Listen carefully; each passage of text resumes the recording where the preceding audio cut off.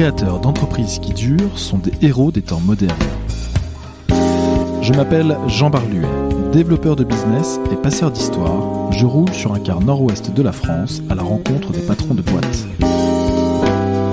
Avec le podcast Small is Beautiful, nous irons écouter chez eux ces entrepreneurs qui nous racontent les premières années de leur entreprise, les premiers contrats, clients, fournisseurs, toute la fragilité et l'excitation des débuts.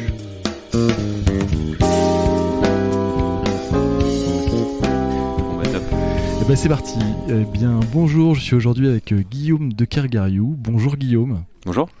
Merci de me recevoir dans tes locaux. On est à Paris 9e arrondissement. Guillaume, tu es le patron cofondateur, si j'ai su me renseigner, de la start-up plateforme Needhelp, alors Marketplace. Ouais, absolument. Marketplace de service. Génial. C'est tout. Je ne vais pas en dire beaucoup plus. Ce que je vais essayer de faire, c'est de nous cadrer un peu le plan d'entretien. L'idée, c'est qu'on parle dans une première partie assez rapide de toi. Ton premier parcours avant de lancer cette boîte, s'il y a eu des jobs salariés et surtout un déclic, pourquoi tu fais ça quoi, comment ça se lance, et puis après bien sûr toute l'exécution de la boîte, comment ça marche de 2014 si j'ai bien compris à nos jours, les ambitions, peut-être un petit bout d'avenir en fonction de ce qu'on peut réussir à prévoir, que tu nous livreras. Guillaume, c'est à toi, est-ce que tu peux te présenter s'il te plaît? Ouais, avec plaisir. Je m'appelle Guillaume de Kergariou. Comme tu l'as dit, j'ai fondé la marketplace de service Needhelp.com en 2014. Mon parcours est assez classique d'une certaine manière. J'ai fait une prépa HEC, j'ai fait ensuite une école de commerce, j'ai fait une spécialisation en finance. Et à l'issue de cette formation, j'ai commencé en banque d'affaires, dans l'univers des fusions et acquisitions. Chez qui précisément, on peut le dire ou pas? J'étais dans une petite boutique M&A qui a été rachetée entre-temps, qui s'appelait CW Downer. Donc c'était une boutique M&A américaine, et je travaillais pour le bureau de Paris. Ok, donc à Paris. À Paris, ouais. Cool. Donc dans une petite équipe. Donc c'est un petit peu là où j'ai fait mes armes. J'ai effectivement eu la possibilité de voir des très belles boîtes passer, qui étaient dans une phase assez clé de leur histoire capitalistique.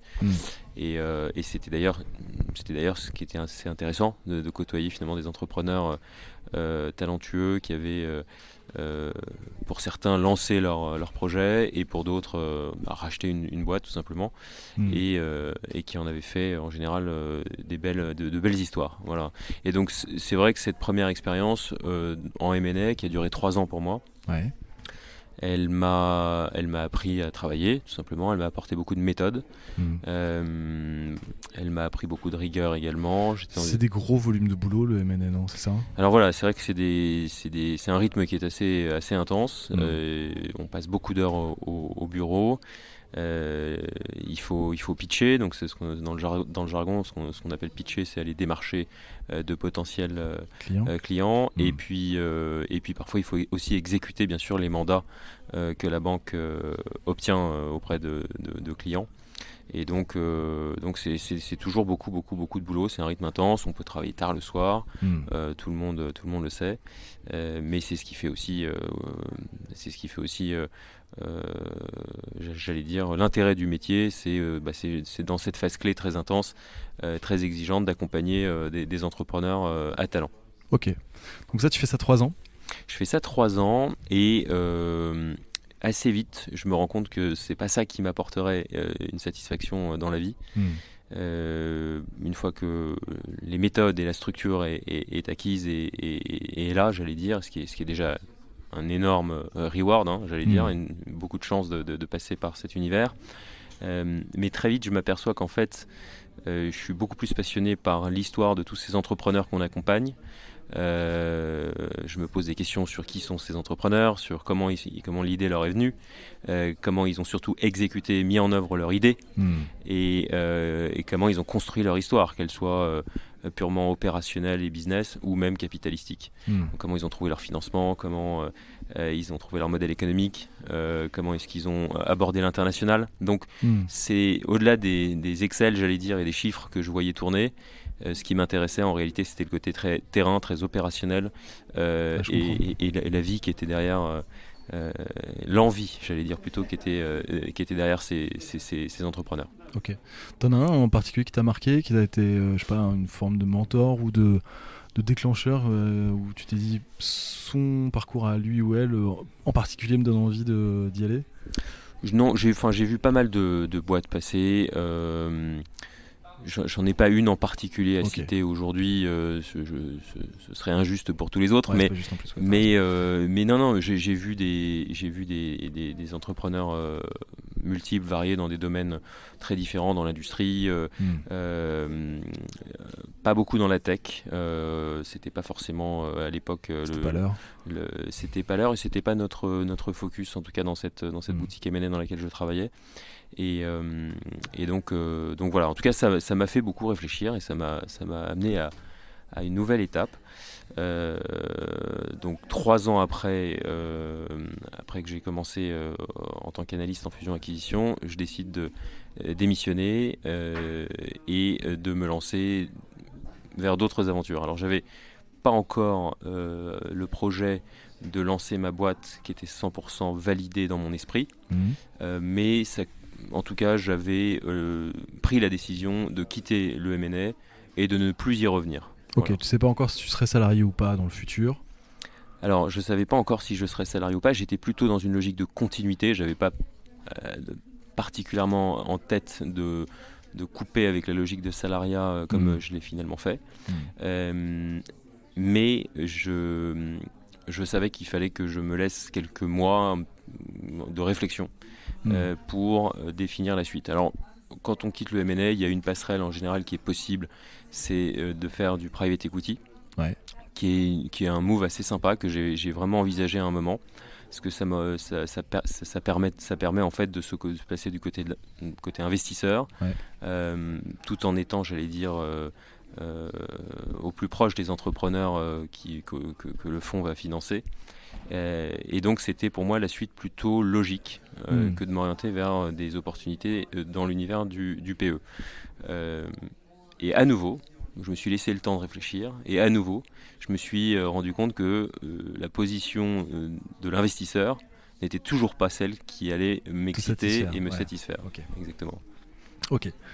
Et donc on arrive, j'arrête le suspense, finalement on arrive en 2014 et 3 mois, après 3 bons mois de réflexion, la conviction qu'il faut que je lance ma boîte. Alors j'avais plusieurs idées en tête, plein de gens qui me disent mais comment on trouve une idée quand on veut lancer une boîte? Bah oui. Alors moi je réponds toujours d'abord, l'idée elle a une importance relative. Je suis d'accord avec toi. Donc pour moi l'idée n'était pas quelque chose de bloquant. J'avais plusieurs idées, j'avais eu des expériences notamment à l'époque où je travaillais en M&A justement, j'avais pas beaucoup de temps pour moi et donc il y a plein de choses qui traînaient chez moi, que ce soit la tringle à rideau, que ce soit aller au pressing récupérer le costume. Donc voilà, j'avais eu typiquement ce type d'expérience. Et en fait, un jour, j'ai rencontré en fait quelqu'un qui habitait dans le même immeuble que moi, à qui je raconte un peu ma vie au bureau avec des heures tardives. Et en discutant finalement, il me propose très gentiment, puisqu'on allait dans le même pressing tous les deux, il me propose très gentiment, moi je lui dis vous avez de la chance, vous avez le temps d'y passer. Il revenait de chez le pressing, il avait son costume sous le bras. Et je lui dis moi j'ai jamais le temps d'y aller, vous êtes chanceux. Il me dit la prochaine fois vous me donnez votre ticket puis je le prends en même temps que le mien. Ouais, hyper simplement quoi. Bon donc je me dis c'est top, ça c'est génial. Et puis petit à petit je me dis mais est-ce que je dois le rémunérer? Est-ce que je dois cette personne on se connaît pas, il me rend un service, comment je fais? Voilà. Donc là c'est un grand point d'interrogation. Et j'imagine petit à petit une solution qui permet tout simplement de faire appel à des individus dans son quartier pour des services divers et variés. Et c'est de là que l'idée de Needhelp est née, de cette première expérience toute bête du quotidien. Avec un voisin, quoi, en fait, c'est ça, hein. Ouais, c'était avec un voisin Ouais, ok. de mon immeuble. Ouais. Et en fait, en tirant un petit peu le fil, je commençais à imaginer ce modèle de plateforme où on pouvait finalement avoir des demandeurs, des offreurs de services. Et c'est ainsi que Needhelp est né. Qu'est-ce qui te fait penser à du B2C direct? Parce que ce que tu proposes, toi, tu es quand même dans un monde avant qui est la banque ou la finance, qui est quand même très B2B. C'est quoi? C'est la taille d'un marché qui s'adresse aux particuliers qui te fait penser ça? Ou c'est C'est un petit peu de naïveté, je pense. Ok. C'est Needhelp, c'est ma première boîte. Ouais. Et bon, ça vient d'une expérience Vécu. Ouais, vécue. ok, ouais.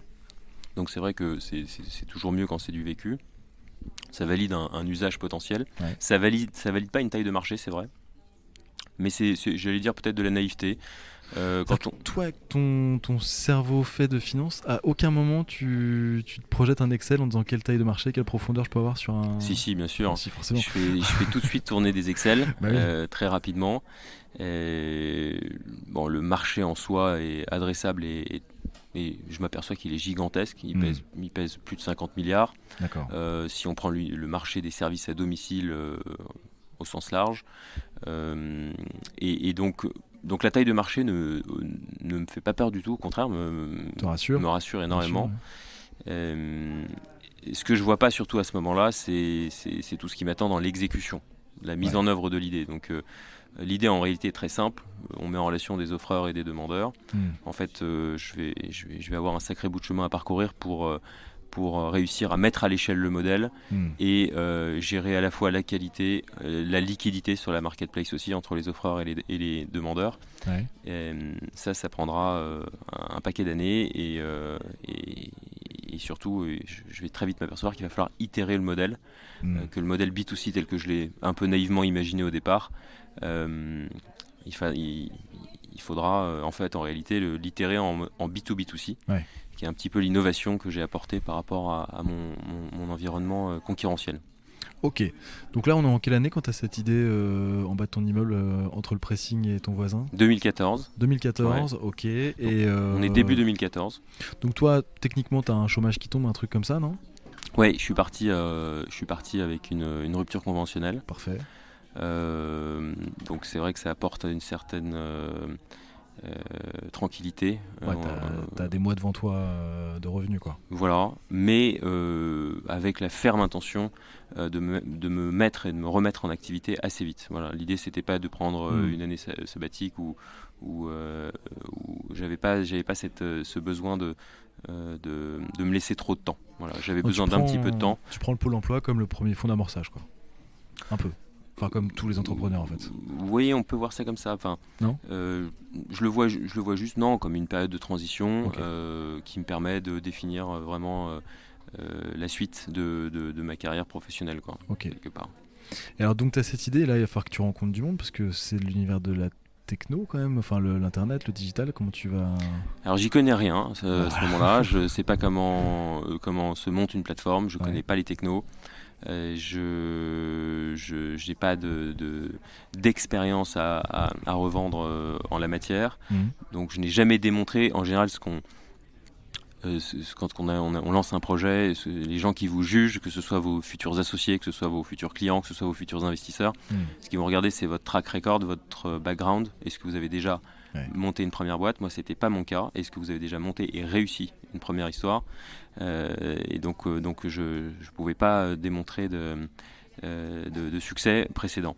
Donc je me dis, il y a une première étape, c'est de voir si je peux convaincre un associé technique qui est en fait la compétence que je n'ai pas. Bien sûr. Et si j'arrive à embarquer un associé technique, je me dis que ce sera un bon point de départ pour lancer mon idée. Voilà. Donc là, je vais pitcher effectivement l'idée de Needhelp à plusieurs. Je participe à des meet-up. À l'époque, il y avait beaucoup de meet-up.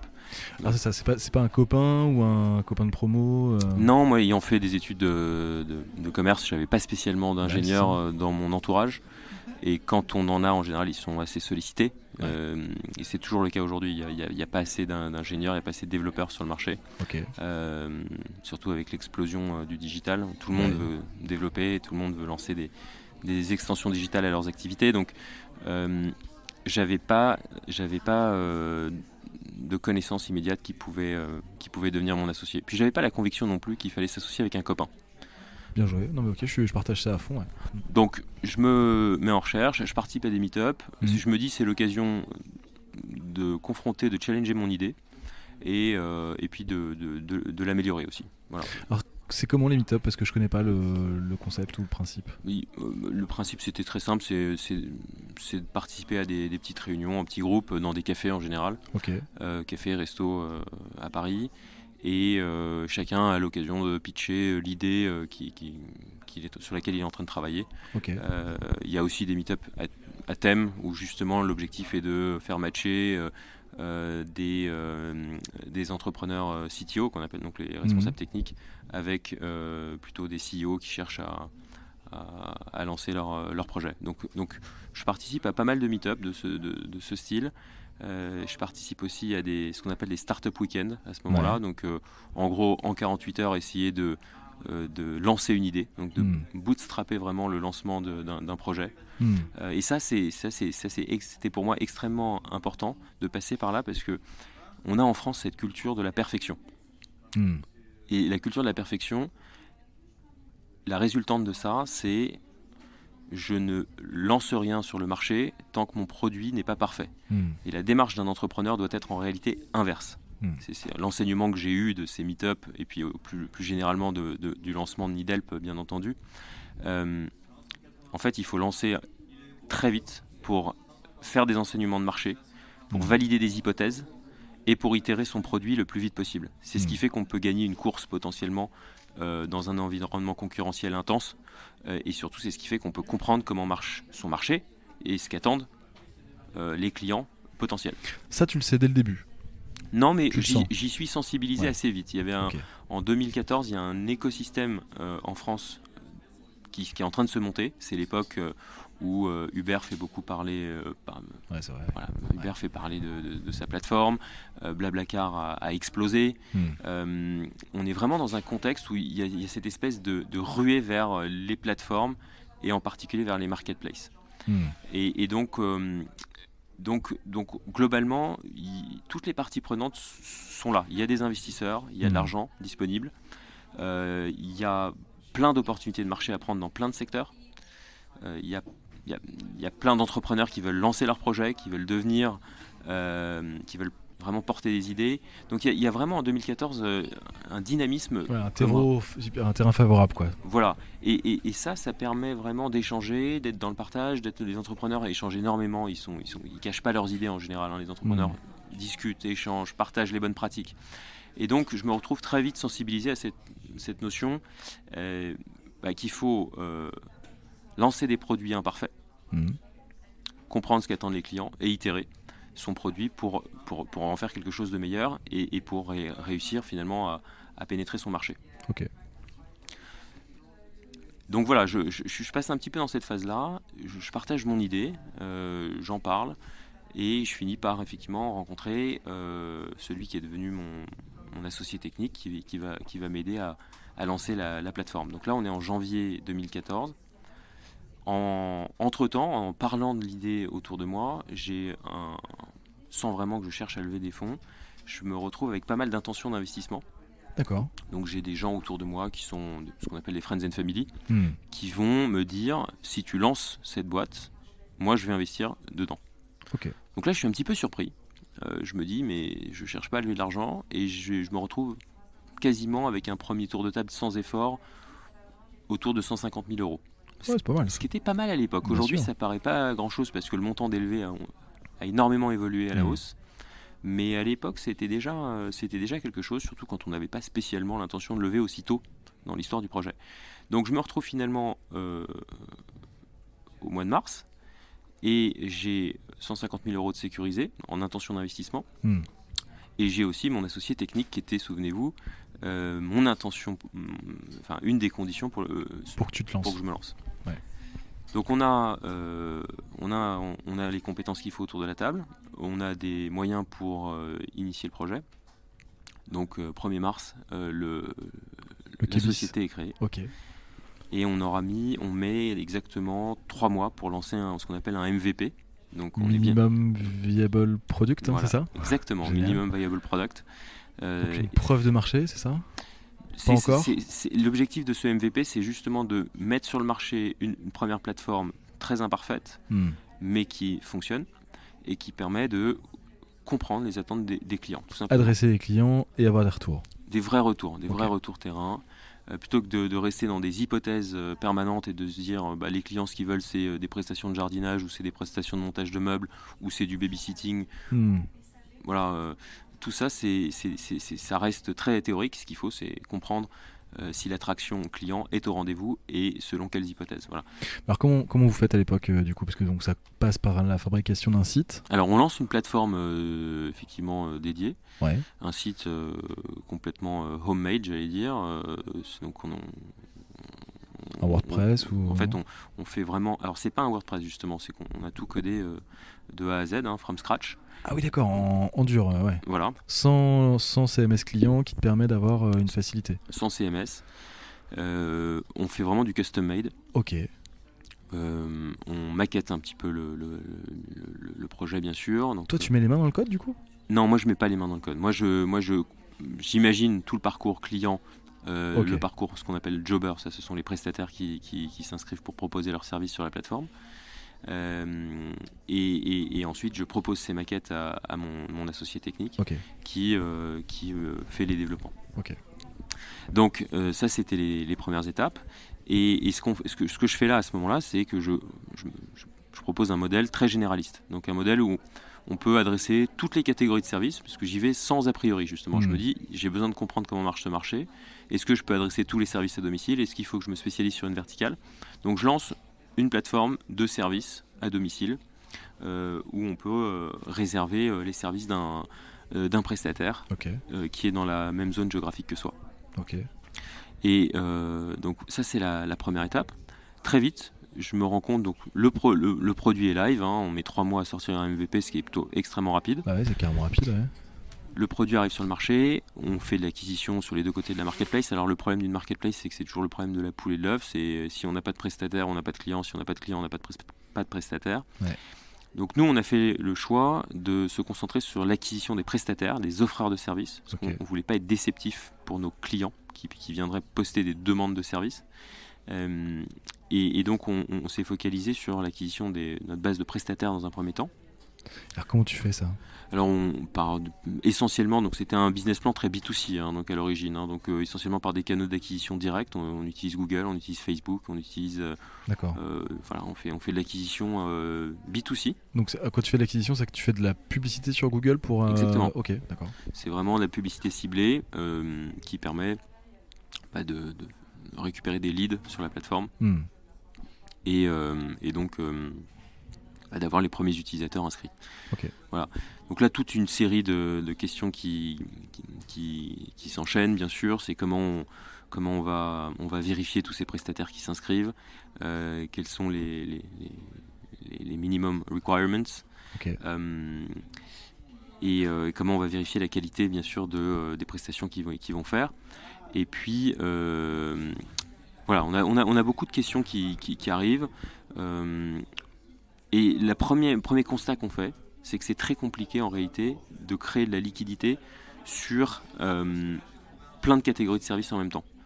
Donc en gros, on se dit, très vite, je comprends au bout de quelques mois, et c'est l'intérêt de lancer un MVP justement, j'ai des demandes qui rentrent, on commence à activer aussi l'acquisition client petit à petit, une fois que l'acquisition prestataire a débuté, et très vite on s'aperçoit qu'en fait, si on ne cible pas davantage notre acquisition, la chance de matcher une demande avec une offre, en réalité, est assez faible.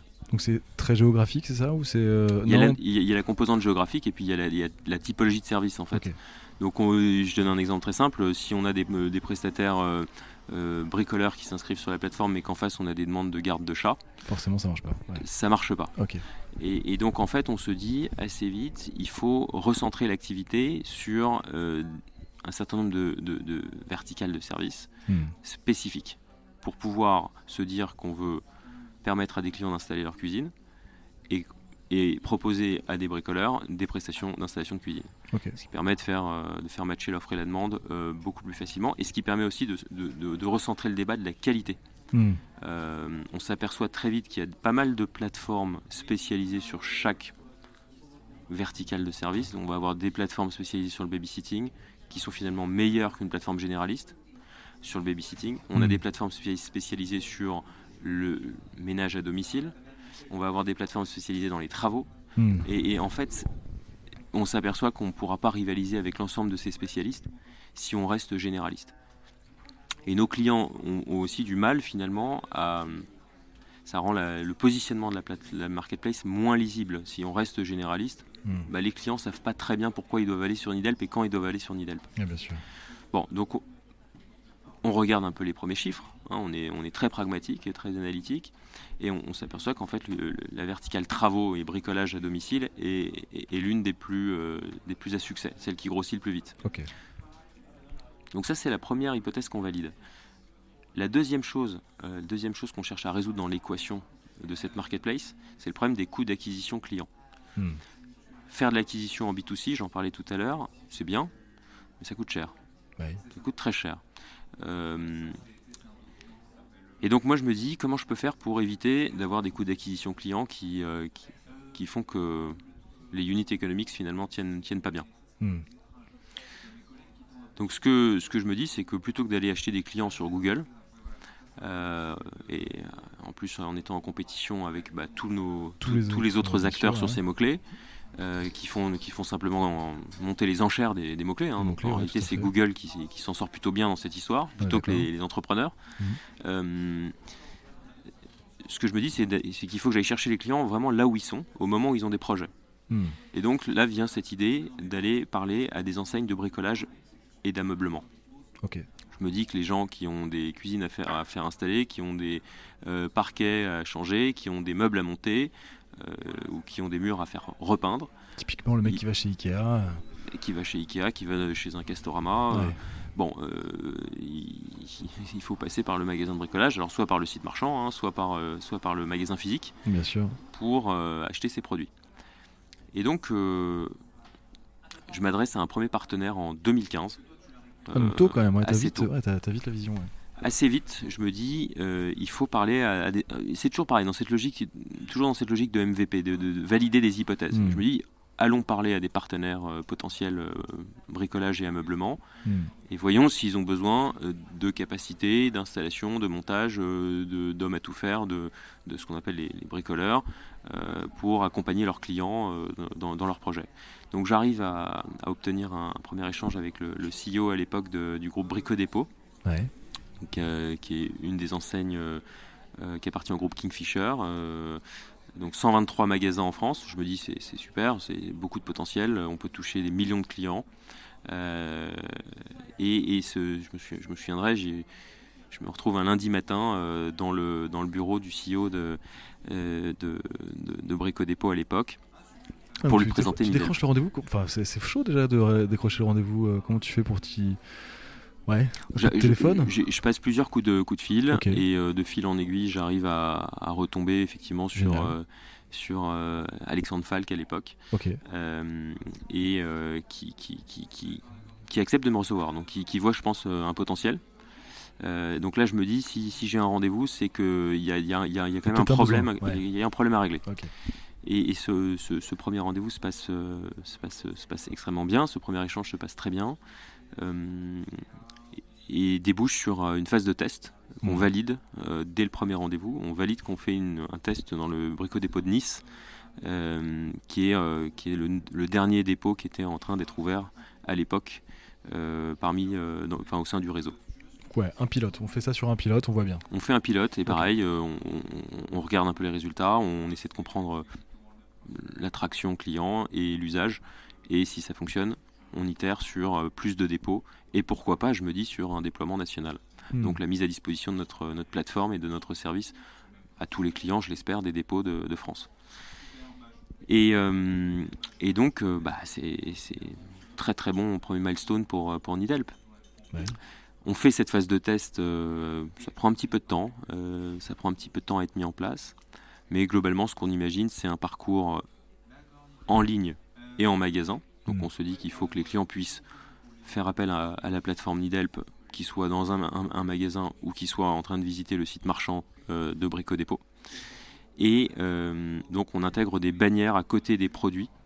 Les bannières Needhelp, trouver un bricoleur, faites-vous aider pour installer votre parquet, trouver un peintre, etc. Donc on fait finalement une forme de communication très ciblée qui fait atterrir le client vers Needhelp, vers la plateforme Needhelp. On fait la même chose en magasin, on met de la communication in-store, donc des flyers, des affiches, et on forme aussi les vendeurs des dépôts pour qu'ils puissent pousser le service de la meilleure des manières possibles. Alors quand tu dis on forme, c'est ton associé et toi qui descendez à Nice, vous attrapez les vendeurs et vous leur faites une formation d'une demi-journée ou... Alors c'est mon associé moi, ouais. C'est mon associé moi qui fait... on se met ensemble sur vraiment on se relève les manches et on va en magasin. C'était important pour nous à l'époque de comprendre. Il fallait comprendre le modèle, le construire. Et donc pour ça il fallait être dans les magasins, il fallait être proche des vendeurs, il fallait comprendre le parcours et il fallait vraiment le bâtir de A à Z. Alors quand je dis c'est mon associé et moi, c'est pas mon associé technique et moi, c'est à l'époque je me suis assez vite entouré d'un troisième associé, Romain, qui donc m'accompagne dans le plan de développement, c'est cette ébauche de plan de développement B2B2C. Donc Romain, il a une casquette plus business commerce, c'est ça, dans votre trio ? Ouais, c'est ça, c'est lui qui va gérer à terme, qui va gérer la relation avec les grands groupes, les grands comptes, donc il est responsable grands comptes, et il va justement s'assurer que les magasins utilisent Needhelp et proposent Needhelp à leurs clients. Voilà, pour faire simple. Et donc cette phase de test est plutôt probante, elle se passe bien. Le Brico Dépôt de Nice nous envoie ses premiers clients. Donc là on a les premières installations, les premières réservations sur notre plateforme. Et donc on arrive à démontrer petit à petit que ça vaut le coup d'itérer, de continuer à développer le service dans plus de dépôts. Et donc on se retrouve assez vite dans une dizaine de dépôts du réseau, ce qui est plutôt un bon début. On teste des zones très différentes, on va dans des... Alors, à chaque fois que tu ouvres un Brico Dépôt dans une ville, toi tu es obligé aussi côté jobber d'aller focus un peu le recrutement de jobbers en fait, non ? Absolument, il faut toujours, avant d'ouvrir un dépôt, s'assurer qu'on a suffisamment de supply. Ce qu'on appelle la supply, ce sont les offreurs de services. Donc il faut anticiper et donc s'assurer qu'on aura suffisamment de prestataires en base de données prêts à proposer leurs services. Donc ça c'est un travail d'acquisition qu'on fait en direct. On fait de l'acquisition en direct à nouveau pour faire atterrir nos prestataires sur Needhelp dans les zones où on envisage d'ouvrir. Ok, compris. Et finalement, après quasiment un an de phase de test, ça débouche sur un partenariat national avec Brico Dépôt. Bon, là, la démonstration est faite. Needhelp accompagne les clients, améliore le parcours client. Needhelp permet de convertir plus de projets.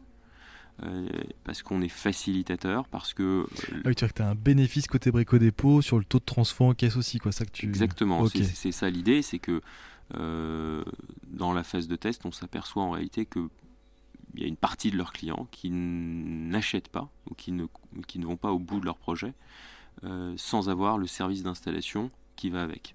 Sans avoir une solution claire et identifiée pour installer ce qui est acheté, pour se faire accompagner dans le projet. C'est marrant parce que c'est pas du tout instinctif, c'est-à-dire qu'on se dit Brico Dépôt, l'enseigne qu'on visualise, on se dit les gens qui rentrent dans ce magasin ont une intention ou un projet en tête, quoi. Je fais partie des gens qui vont s'acheter quelques boulons et deux trois vis, mais en général quand tu rentres dans un magasin comme celui-ci, c'est un peu différent d'un magasin de prêt-à-porter où tu peux flâner, quoi. Ouais, en général, il va y avoir une partie il y a différentes typologies de clients. On a des clients qui vont rentrer effectivement dans un Brico Dépôt, qui sont bricoleurs, qui ont besoin de personnes et qui vont acheter leurs produits et qui rentrent avec et qui se lancent dans leur projet et tout va bien. Mais il y a aussi ceux qui ont envie de faire, mais qui ne savent pas faire. Ok. Donc, une fois qu'ils se Qui retrouvent osent en pas, quoi. rayon, là, très, très souvent, enfin, c'est ce que j'ai entendu dans tous les dépôts que j'ai pu former à l'époque, Ok. mais est-ce que vous avez quelqu'un à me conseiller pour m'aider sur la peinture, pour installer ce stratifié? Et la réponse des vendeurs était toujours la même, bah non, mais je connais peut-être quelqu'un dans mon entourage que je peux vous recommander. Hmm. Enfin, tout ça était assez artisanal Hmm. et pas du tout industrialisé, pas du tout monitoré non plus par les magasins. Toi, tu as forcément aussi eu un besoin de scorer les jobbers aussi. C'est-à-dire que certes, tu arrives à matcher offre et demande, mais après, il faut que tu t'assures aussi que c'est fait selon des critères de qualité, j'imagine, ou de satisfaction. Bien sûr, c'est toute la logique de notre marketplace. Bah oui. On est un modèle qui marche uniquement, c'est un modèle de data en fait, Needhelp. C'est-à-dire que c'est un modèle transactionnel. Le client va payer sa prestation en ligne. Mhm. Et au travers de ce modèle transactionnel, on va pouvoir récupérer beaucoup d'informations. En combien de temps la prestation a-t-elle été finalisée? Est-ce qu'elle a bien eu lieu? Est-ce qu'il y a eu une annulation par le prestataire? Ok. Est-ce qu'il y a éventuellement une anomalie dans la prestation qu'on a dû corriger? Et toutes ces informations, on va aussi bien sûr récupérer la notation que le client va laisser sur le profil du jobber à l'issue de la prestation. Ok. Donc toutes ces informations, elles nous permettent finalement de savoir bah, qui sont les jobbers sérieux et qui sont les jobbers, on va dire, un petit peu moins fiables. Hmm. Et c'est ce qui nous permet de gérer la qualité. Ok. Voilà. Nous, on est toujours resté sur ce modèle transactionnel. On a pas mal d'autres concurrents qui sont sur d'autres types de modèles économiques, Ok. où la transaction notamment du service ne transite pas nécessairement par la plateforme. Nous, mais ça n'engage que nous, on pense que ces modèles-là ne permettent pas de gérer la qualité à 100%, parce qu'il y a toute une partie de l'information qui échappe à la plateforme. Sur est-ce que le service a bien eu lieu, Hmm. est-ce que il s'est bien passé, est-ce que ça a donné lieu à une annulation, est-ce que ça a donné lieu à Hmm. un claim sur la plateforme. Si la somme transite par votre plateforme, Bah, vous devenez responsable en plus du chantier quand alors même, non? pas vraiment, parce que en fait le client ne paye pas la plateforme, le client crédite un compte de cantonnement qui est une sorte de compte d'attente, Ok. qui lui appartient. Donc c'est simple, c'est vraiment, on lui met à disposition quelque part une cagnotte que le client va pouvoir créditer du montant qui a été convenu en ligne entre lui et le prestataire. Ok. Et à l'issue de la prestation, cette cagnotte est libérée à l'initiative du client et la somme est transférée vers la cagnotte du prestataire qui a effectué la prestation. Ok. Donc en réalité, on met à disposition simplement des outils, mais nous ne sommes pas, on va pas être la plateforme qui va rémunérer le prestataire. D'accord. C'est-à-dire que toi, ouais, ok. Ce que vous faites, c'est que, enfin, clairement, le client fait une carte bleue en ligne, Ouais. s'achète des unités échangeables, c'est ça, hein, Non, il va payer le montant de forfaitaire Par que exemple, le 70 € pour 70 € pour par exemple monter un meuble. Ok. Les 70 € vont être crédités sur la plateforme sur un compte de cantonnement qui appartient au client. Ok. Et à l'issue de la prestation, le client va simplement appuyer sur un bouton Ok. pour transférer cette somme vers la cagnotte du jobber qui a effectué la prestation. Ok. Et vous, du coup, vous prenez une commission au passage quand même, non? Donc on est sur un modèle de commissionnement. Ouais. On est autour de 20%. Ok. À peu près sur le montant de la prestation, et les 20% sont rajoutés sur la rémunération que le jobber a fixée pour la prestation. Donc le jobber va dire je veux gagner 70 € pour effectuer ce montage de meubles, et on va rajouter nos 20% par-dessus. Ok. Et ça, quand le client fait sa carte bleue en ligne pour créditer, il a l'information et du coup il sait qu'il fait plus que 70. Ok, j'ai compris. Exactement. Ok. Donc ça c'est le modèle. Et donc ce modèle data, c'est ça la vraie différenciation, j'allais dire, c'est qu'on a un modèle où on va vraiment travailler avec en tout cas avoir des prestataires de qualité et qui vont pouvoir accéder à un maximum de volume. Voilà, sur la plateforme. Pourquoi c'est pas vous qui encaissez l'argent et qui le redonnez aux prestataires? Il y a un problème juridique à ça ou... Non, parce que notre modèle, c'est un modèle de mise en relation. Donc, Ok. donc on n'est pas sur un modèle de sous-traitance. Nous, on n'a pas pour vocation de nous-mêmes en tant que plateforme attribuer des jobs à des prestataires. Les prestataires sont des indépendants. Alors ça peut être des particuliers, ça peut être des auto-entrepreneurs, ça peut être des artisans, ça dépend des typologies de prestations, de la complexité. Pour une tringle à rideau, pour un bricolage de moins de 2 heures, on peut tout à fait faire appel à un particulier chez soi à domicile. C'est d'ailleurs des prestations qui sont, pour certaines d'entre elles, éligibles à un crédit d'impôt de 50%. Ah ouais, même si c'est un particulier sans facture, sans rien, je savais pas ça. Même si c'est un particulier, okay. c'est justement le cadre du service à domicile. Et d'ailleurs, l'objectif de ce crédit d'impôt, c'était aussi à l'origine, notamment, de lutter contre le travail informel qui a toujours existé dans l'univers des services à domicile. Okay. Donc, la plateforme NeedHelp, elle a le mérite de tracer les transactions. C'est un modèle transactionnel. Et puis, elle permet aussi d'apporter finalement beaucoup de transparence dans ce secteur qui se faisait plutôt de la main à la main avant l'ère des plateformes. Et donc voilà, on travaille sur ce modèle vraiment data. Et pour répondre à ta question, c'est un modèle de mise en relation qu'on a développé. Donc, on n'a pas pour vocation nous-mêmes d'embaucher ou de sous-traiter à des prestataires. J'ai compris. Donc là, on est quand dans l'histoire là, quand tu as validé ces 10 premiers, enfin ce modèle, ces 10 premiers magasins au niveau national?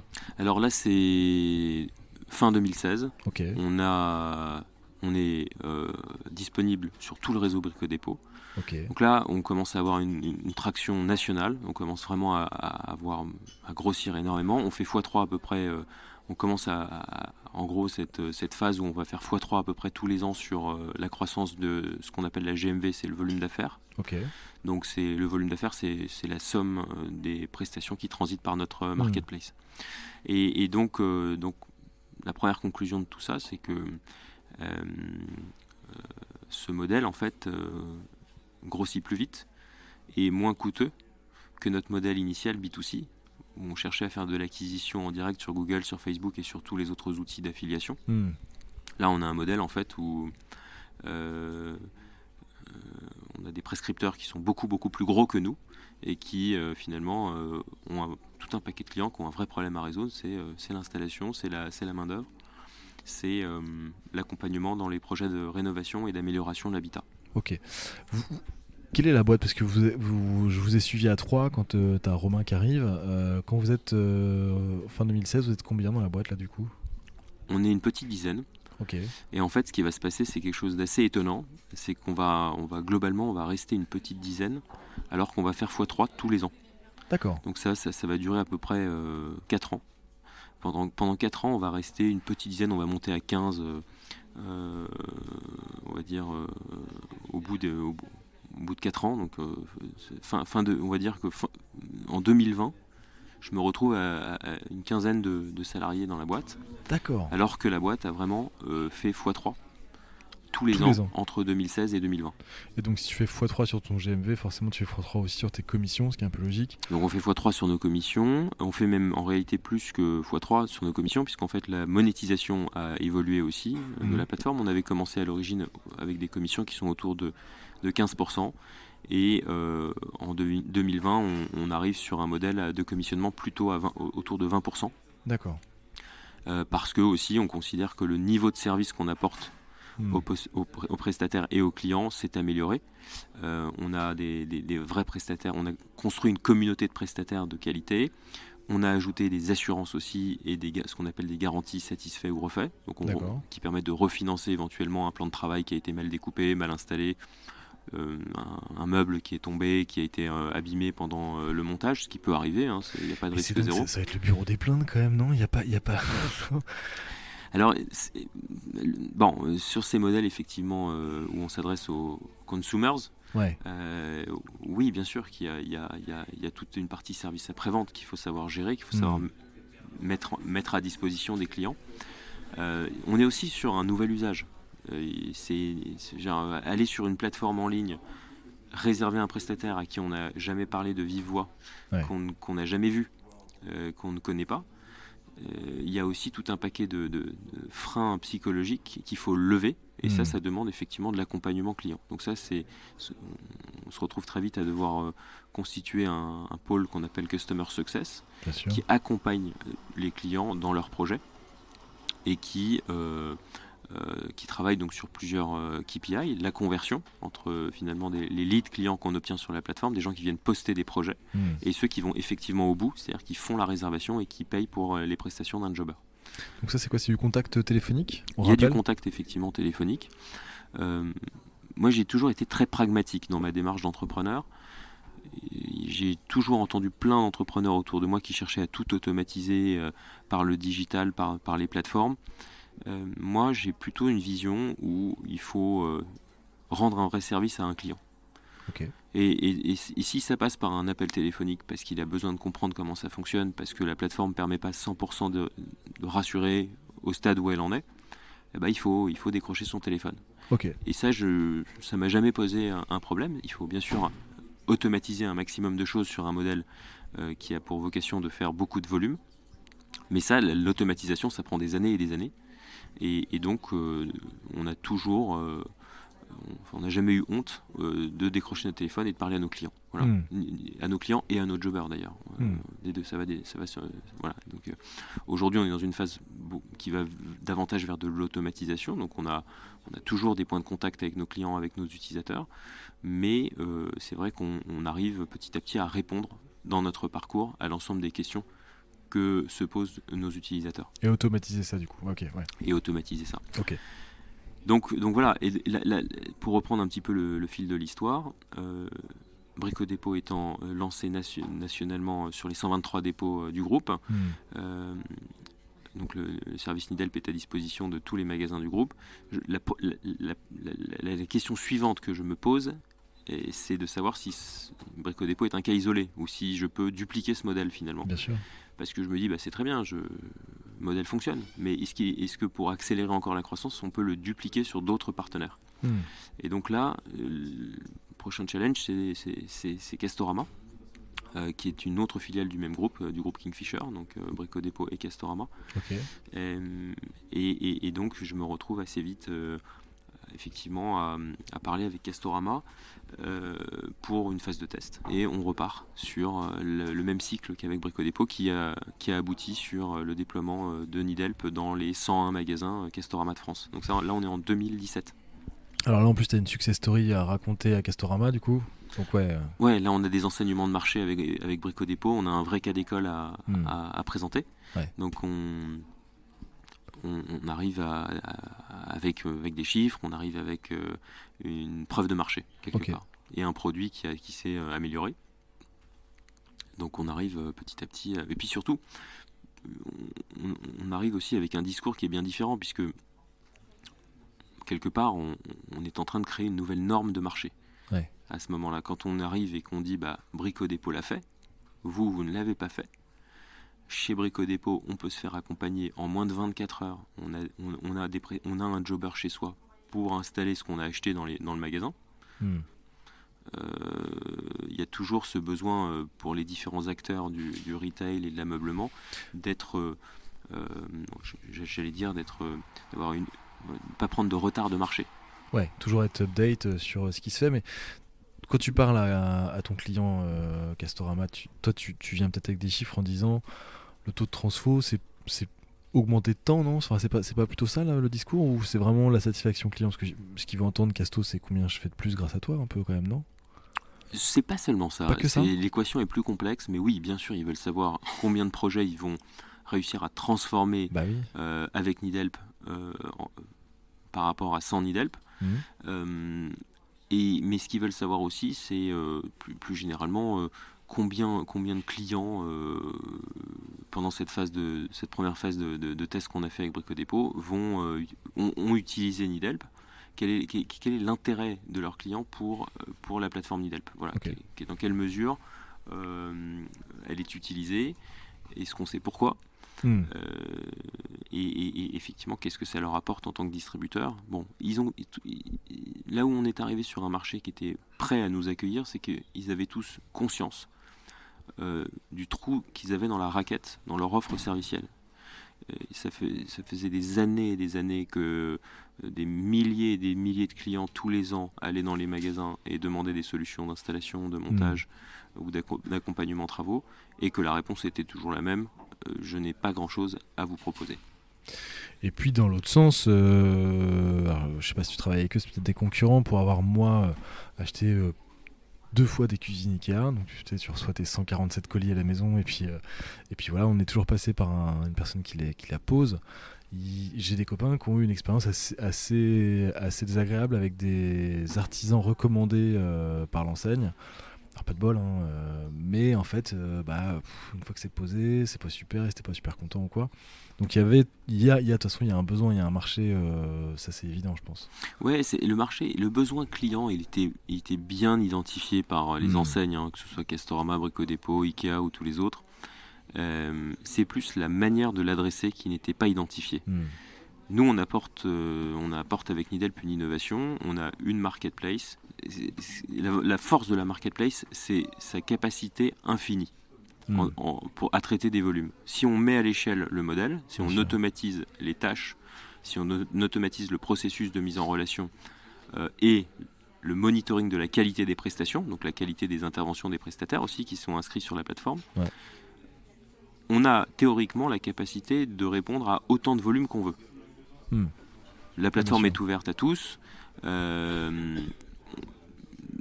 C'est un modèle qui offre des capacités qui sont bien plus importantes que n'importe quelle boîte qui va avoir des salariés en propre, qui ne va pas pouvoir, parce qu'au mois d'août, on a une demande qui augmente sur l'installation de cuisine, qui ne va pas pouvoir embaucher 3000, 4000, 5000 salariés supplémentaires pour répondre à un pic de saisonnalité. Donc le modèle de marketplace apporte cette flexibilité puisque les prestataires s'inscrivent et se connectent et viennent faire des propositions, certes quand ils le veulent, où ils le veulent et dans les conditions qu'ils fixent eux-mêmes, mais avec le nombre de prestataires inscrits, on a systématiquement une réponse à un besoin qui est posté. On a à peu près aujourd'hui 92% des besoins postés qui ont au moins une première offre au bout de 24 heures partout en France. Donc c'est la force du modèle marketplace. En plus d'apporter cette capacité, le modèle de la marketplace permet de monitorer la qualité, surtout quand on est, comme je le disais tout à l'heure, sur un modèle transactionnel et donc data-driven. Donc on permet, avec notre approche plateforme, on répond à une équation à laquelle finalement nos partenaires n'ont pas réussi à répondre. J'ai compris. Quel âge a le client moyen, pas le jobber, mais le client moyen? Parce que pour aller sur une plateforme, répondre à son besoin, il y a des pratiques digitales qui ne sont pas forcément chez tous les âges, chez les Français, et puis peut-être dans les autres pays. On a tous les âges sur la plateforme. On n'a pas forcément... alors nous, on ne demande pas l'âge de nos utilisateurs. Donc on n'a pas forcément un split j'allais dire, exact. On a tous les âges. On a des jeunes couples qui s'installent dans la vie. On a des personnes plus âgées aussi. On arrive dans une ère aujourd'hui où les jeunes retraités de notre époque commencent quand même à être digitalisés. Ceux qui quittent le marché de l'emploi aujourd'hui ont quand même touché de près ou de loin à un ordinateur, aux nouvelles technologies.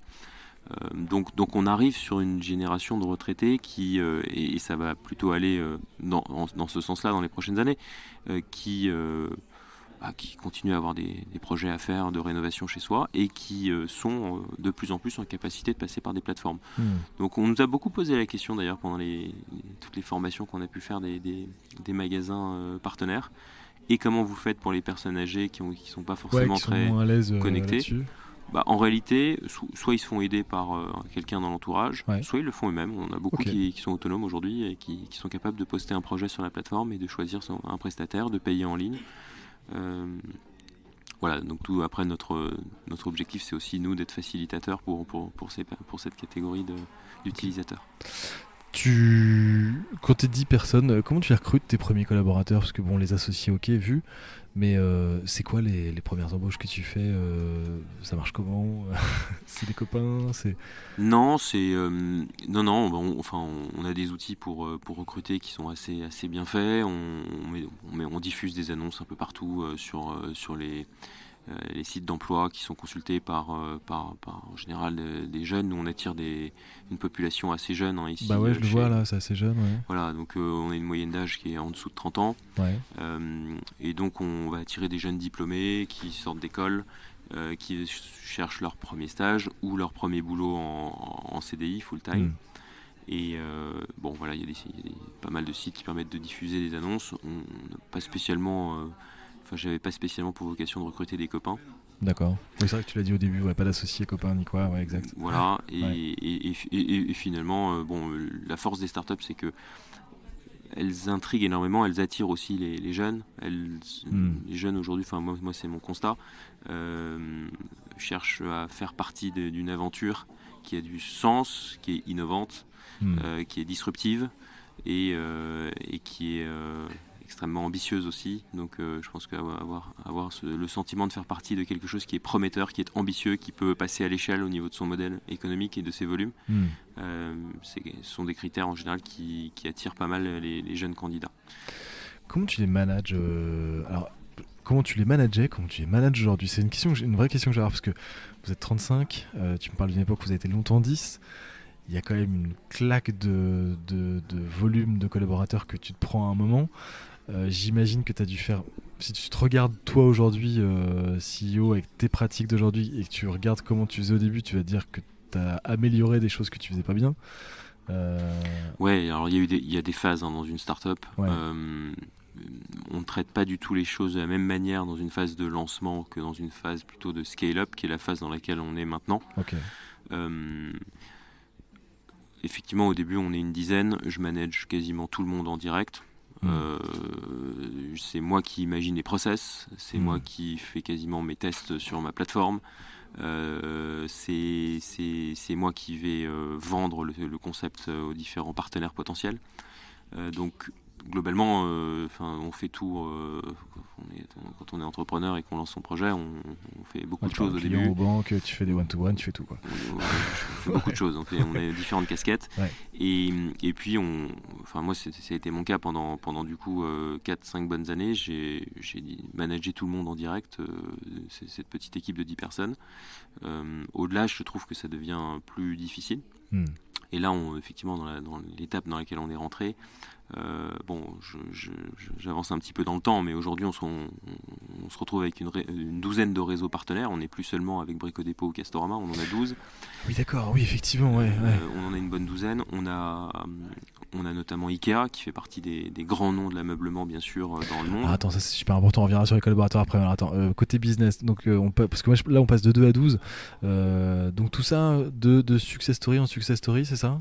Ouais, là, un par un, tu vas aller chercher les 12? Un par un, je vais chercher des réseaux de partenaires, soit des pure players online, donc des sites marchands e-commerce, soit des réseaux de magasins. Et donc on se retrouve avec quasiment tous les ans à sortir 2-3 nouveaux réseaux qui intègrent la plateforme Needhelp. Donc là, c'est vraiment quand je disais tout à l'heure qu'on crée un usage, on a vraiment ce sentiment de marché qui est plutôt agréable quand on est entrepreneur, que les partenaires se sentent presque en retard lorsqu'ils n'ont pas intégré les services de Needhelp dans leur parcours client. Donc c'est une position qui est, j'allais dire confortable, c'est pas le terme, le but n'est pas d'être, voilà, mais en tout cas on sent qu'il y a une bonne traction auprès de nos partenaires et donc de nos clients qu'on cherche à adresser. Donc aujourd'hui, on se retrouve avec une douzaine de réseaux signés. On a plus de 150 sites marchands partenaires aussi, sites e-commerce. On a aussi, ce qui est un autre enseignement qu'on a obtenu assez vite, c'est que tous ces réseaux qui sont partenaires de la plateforme, qui proposent la plateforme dans leur parcours, ils sont en général internationaux. Donc ils vont, si vous prenez un Ikea par exemple, ils vont avoir des magasins en France, mais ils vont en avoir en fait partout dans les autres pays européens. Et en fait, tous ces partenaires nous tirent aussi vers l'international. Donc on a aussi très vite compris qu'on avait l'opportunité d'aller à l'international avec ces partenaires. Et donc d'itérer notre modèle B2B2C à nouveau, notre modèle de croissance et notre modèle d'acquisition B2B2C à l'international. Donc on a ouvert aujourd'hui, on est disponible dans 6 pays là à l'heure où on se parle en 2021. Notamment dans la région germanophone, alors pas l'Allemagne, mais la Suisse, la Belgique, donc le Benelux, Ok, les Pays-Bas, et on a ouvert la semaine dernière l'Angleterre, cool. et on ouvre également la Pologne d'ici un petit mois. Donc ouvrir des pays, c'est que tu as forcément quelqu'un ici dans les bureaux qui est natif de la langue à chaque fois? Alors nous, la façon dont on ouvre les pays, c'est un country manager qui est une sorte de mini CEO. Mhm. Qui va, enfin je dis mini CEO, c'est réducteur, mais en fait non, pas du tout, c'est comme un rôle de CEO pour un pays, donc il va devoir être assez multicasquette, Mhm. il va devoir identifier le cadre légal, acquérir les premiers jobbers sur la plateforme, signer des partenariats avec des enseignes de bricolage ou d'ameublement, Ok. et donc attirer les premiers clients et faire tourner le modèle dans le pays. Donc en général un country manager qui est en local, et qui s'appuie en transverse sur les équipes qui sont ici à Paris, que ce soit pour le Customer Success, que ce soit pour la tech bien sûr, tous les développements techniques qu'il faut adapter pour le pays, le graphisme, le design, la communication, la data. Donc globalement, le country manager s'appuie aussi en transverse sur les équipes ici au siège à Paris. Donc il habite, enfin lui il est seul aux manettes dans son pays. Dans sa phase de lancement, ouais. Ok. Il commence Genre tout home seul. office ou un truc comme ça. Ou espace de coworking, Ouais, ok. type WeWork ou autre. Et ce qui lui permet aussi de s'imprégner un peu de l'écosystème en local, Ok. de rencontrer des startups, de rencontrer pourquoi pas des providers potentiels adaptés au lancement de Nidelp dans le pays. Ok. Donc voilà comment on lance un pays. Et donc en effet, pour revenir sur la question des people et la manière dont on les manage, voilà, avec le nombre de partenaires qu'on a aujourd'hui, les volumes qu'on traite, je peux plus évidemment manager 30 personnes en direct. Ouais. Et donc on est dans une phase de scale-up où il a fallu tout simplement attirer des talents, des gens qui ont déjà structuré et mis à l'échelle des modèles de marketplace avant. Enfin, moi, c'est un petit peu ma conviction, c'est qu'à un moment donné, ça devient très compliqué de passer aux étapes suivantes. Dans son aventure entrepreneuriale, on peut se retrouver assez vite limité si on ne fait pas rentrer les compétences de l'extérieur, de gens qui l'ont déjà vécu, qui ont déjà vécu cette échelle, ces étapes clés de développement. Il me semble que j'ai vu des rockstars arriver que t'as pris de je sais plus où, j'ai vu ça passer sur LinkedIn, mais oui. Donc on a eu on a des sacrés talents qui sont arrivés notamment sur les ouvertures pays, donc les country managers pour l'Angleterre, pour la Pologne, et puis aussi sur les fonctions complètement transverses, donc notamment les opérations. Ce qu'on appelle les opérations, c'est justement automatiser le traitement des volumes sur la plateforme au quotidien. Donc ça c'est plutôt du code en fait, c'est une techno, ouais, Alors c'est pas forcément du code, c'est plutôt, alors c'est toujours lié bien sûr à la technique. À un moment donné, il y a toujours des features à développer, à mettre à disposition. Donc ça, c'est mon CTO et les équipes techniques qui s'occupent de les mettre en production. Mais à côté de ça, il y a aussi les règles métiers qu'on veut mettre en place pour traiter les volumes, pour apporter de la satisfaction client, pour travailler sur notre NPS, pour s'assurer tout simplement que... NPS alors c'est le Net Promoter Score, c'est ça? Promoter Score. Ok. Donc c'est simplement un indicateur très standardisé qui permet de mesurer la satisfaction client pour un client qui a utilisé donc la plateforme. Donc le rôle du CEO, du responsable des opérations, c'est vraiment de réussir à optimiser, on va dire, le parcours client, s'assurer que les clients sont satisfaits quand ils utilisent Nidelp. Et pour ça, il faut passer par... c'est des choses très opérationnelles, mais c'est si par exemple les clients cherchent à nous joindre, est-ce qu'ils arrivent à nous joindre en moins de 3 minutes, 2 minutes, 1 minute Est-ce qu'ils ont leur réponse sur la zone FAQ de la plateforme quand ils ont une question qui se pose voilà. Est-ce qu'on a des catégories sur lesquelles des catégories de services ou des sous-catégories de services sur lesquelles il faut mettre il faut mettre l'accent. Hmm. Donc c'est vraiment l'optimisation d'un certain nombre de KPI, de Key Performance Indicators sur la plateforme, par l'automatisation des processus. Voilà. Ok, j'ai compris. Et donc on a eu des recrutements qui ont été faits sur ces fonctions clés, qui viennent en général de marketplace, qui sont passés par ces phases-là avant nous. Ouais, j'ai vu un nom qui venait de chez Blablacar, non? Ouais, on a des gens de chez Blablacar, on en a même deux qui Ok. viennent de chez Blablacar. On a eu aussi pas mal d'accompagnement de gens qui viennent de chez Miro. Oui. Donc marketplace dans l'univers de la photographie, qui met en relation des photographes avec des clients. Comment tu les attires, ces talents-là? Comment tu fais? Parce que... Alors déjà on communique bien sûr sur les postes sur lesquels on recrute, et puis je pense que c'est une question aussi c'est une question de vision. Il faut proposer une vision de marché innovante, une ambition. En général, ces profils cherchent aussi une ambition. Et puis, en ce qui me concerne, ici chez Nidel, moi j'ai une conviction, c'est qu'il faut aussi attirer des gens qui veulent rejoindre un projet qui a des valeurs, qui a du sens. Donc on essaie de montrer qu'on fait des choses qui ont du sens et qui on a quand même un modèle nous qui est plutôt communautaire en fait. On fait appel aux compétences des uns et des autres sur une plateforme. On essaie de faire de la qualité par le modèle qu'on a choisi. Et puis on a aussi cette ambition de mettre à l'échelle le modèle sur toute l'Europe. Donc je pense que ce sont des critères qui attirent ces talents. T'as pas de limite de vision en fait, tu te sens pas saturé à 35 personnes et à 7 pays Pas du tout. Non, Ouais. je pense qu'il faut pas avoir peur d'être ambitieux sur ces projets. Moi j'ai la conviction que les marketplaces sont des modèles qui doivent monter les volumes très significativement.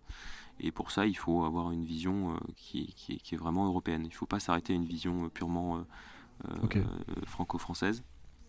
Je pense qu'on a en France, on a un petit peu ce biais d'avoir un marché qui est suffisamment grand pour être satisfaisant, mais quelque part qui nous empêche d'aller chercher la même ambition que les plateformes américaines ou j'allais dire en Asie, qui sont sur des marchés colossaux. Et donc moi j'ai toujours eu cette vision de me dire que l'Europe était un territoire unique, même si c'est pas vrai, parce qu'il y a beaucoup de complexité en réalité. La fiscalité n'est la même nulle part. Les règles du jeu sont différentes dans chaque pays finalement. Donc ça apporte beaucoup de complexité, et c'est ce qui fait qu'aussi il y a un petit peu moins, je pense, de champions français et européens que de champions américains dans l'univers de la tech. C'est le marché adressable. On est très vite tenté de s'adresser qu'au marché français, qui a une taille de marché un petit peu bâtarde, à mon sens, parce qu'on adresse suffisamment de monde pour se dire que c'est suffisant et que c'est suffisamment ambitieux.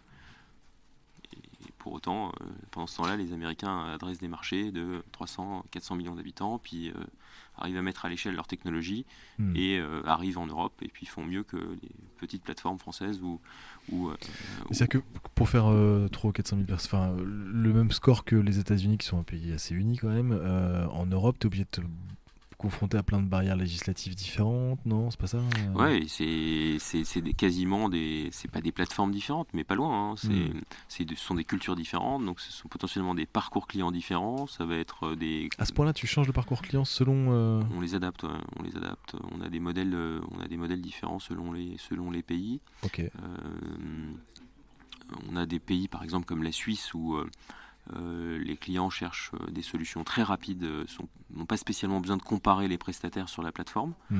Alors qu'en France, on a un modèle, on va dire, qui marche sur plusieurs offres. Donc quand on poste une demande, on va recevoir des offres de 2 à 3 prestataires en général pour qu'on puisse comparer et choisir celui qui nous convient le mieux. En Suisse, il n'y a pas du tout cette approche-là. Ce que veulent les clients, c'est plutôt une solution rapide et pragmatique d'un prestataire disponible, bien noté. Voilà. Donc on n'a pas besoin d'avoir cette logique, j'allais dire, de mise en concurrence des prestataires ou de comparaison des offres. Les Suisses ont une offre et en général, ça leur convient très bien. J'ai compris. Aujourd'hui, c'est pour avoir une idée du flux de données que vous traitez, c'est combien de demandes par jour ou par mois, je sais pas, de résolution de besoins Alors que vous traitez? on a en 2020, au titre donc de l'année dernière, on a traité 60 000 commandes euh, transformées sur la plateforme. D'accord, Donc ce sont des prestations qui ont eu lieu via l'interface Nidelp. d'accord. Donc Donc 60 000, et ça, tu as des saisonnalités, j'imagine, qui plus fortes que d'autres? oui, on a des moments forts dans l'année. De toute façon, le, nous, on est donc spécialisé sur l'univers des petits travaux et Hmm. du bricolage. Et donc, en général, les moments forts, y compris pour nos partenaires en réalité, hein, Oui, bien sûr. les moments forts du bricolage, c'est en général à partir du printemps Hmm. jusqu'au début de l'automne. Donc on a on va dire le deuxième trimestre et le troisième trimestre de l'année qui sont Des des moments forts. moments très forts et avec une saisonnalité très favorable. Ok. Il y a plein de raisons à ça, mais en général, pour donner un exemple, on aime bien faire ces travaux de peinture quand il fait un peu plus chaud et que Ouais. potentiellement ça peut sécher plus vite. Et puis on a aussi des envies de renouveau en général au moment du Bah, printemps. on fait le ménage de printemps et du coup on a plein d'idées, quoi. On a plein d'idées d'amélioration de Ok. son habitat. Il y a aussi pas mal de gens qui déménagent à la fin de la période scolaire. Et qui dit déménagement dit donc emménagement et Ouais. dit potentiellement travaux dans le nouveau logement. D'accord. Travaux dans le nouveau logement et travaux aussi pour, si on est locataire, pour remettre le logement qu'on quitte en état avant l'état des lieux. Oui, ce qui est logique. Ok. Donc 60 000 transactions, et ça, enfin, le volume de data que ça génère, parce que la transaction c'est une chose, mais c'est-à-dire qu'il y a eu un nombre d'échanges, de recoupements, de machins, de trucs qui doit être complètement dingue, non? Ouais, il y a beaucoup, beaucoup de data. J'ai pas forcément un chiffre à donner ou à communiquer, mais chaque transaction donne lieu effectivement à une tâche qui est postée sur la Ouais, plateforme, un c'est ça, certain hein. nombre de prestataires qui vont faire des offres. Il y a aussi, bien sûr, dans le parcours la possibilité d'échanger. Il y a une zone de questions-réponses avec les différents prestataires qui offrent leurs services. Hmm. Donc il y a tout un paquet de messages privés qui sont échangés entre les utilisateurs. Ouais. Et c'est là où on s'attaque à on parlait du rôle du responsable des opérations, à des sujets purement Hmm.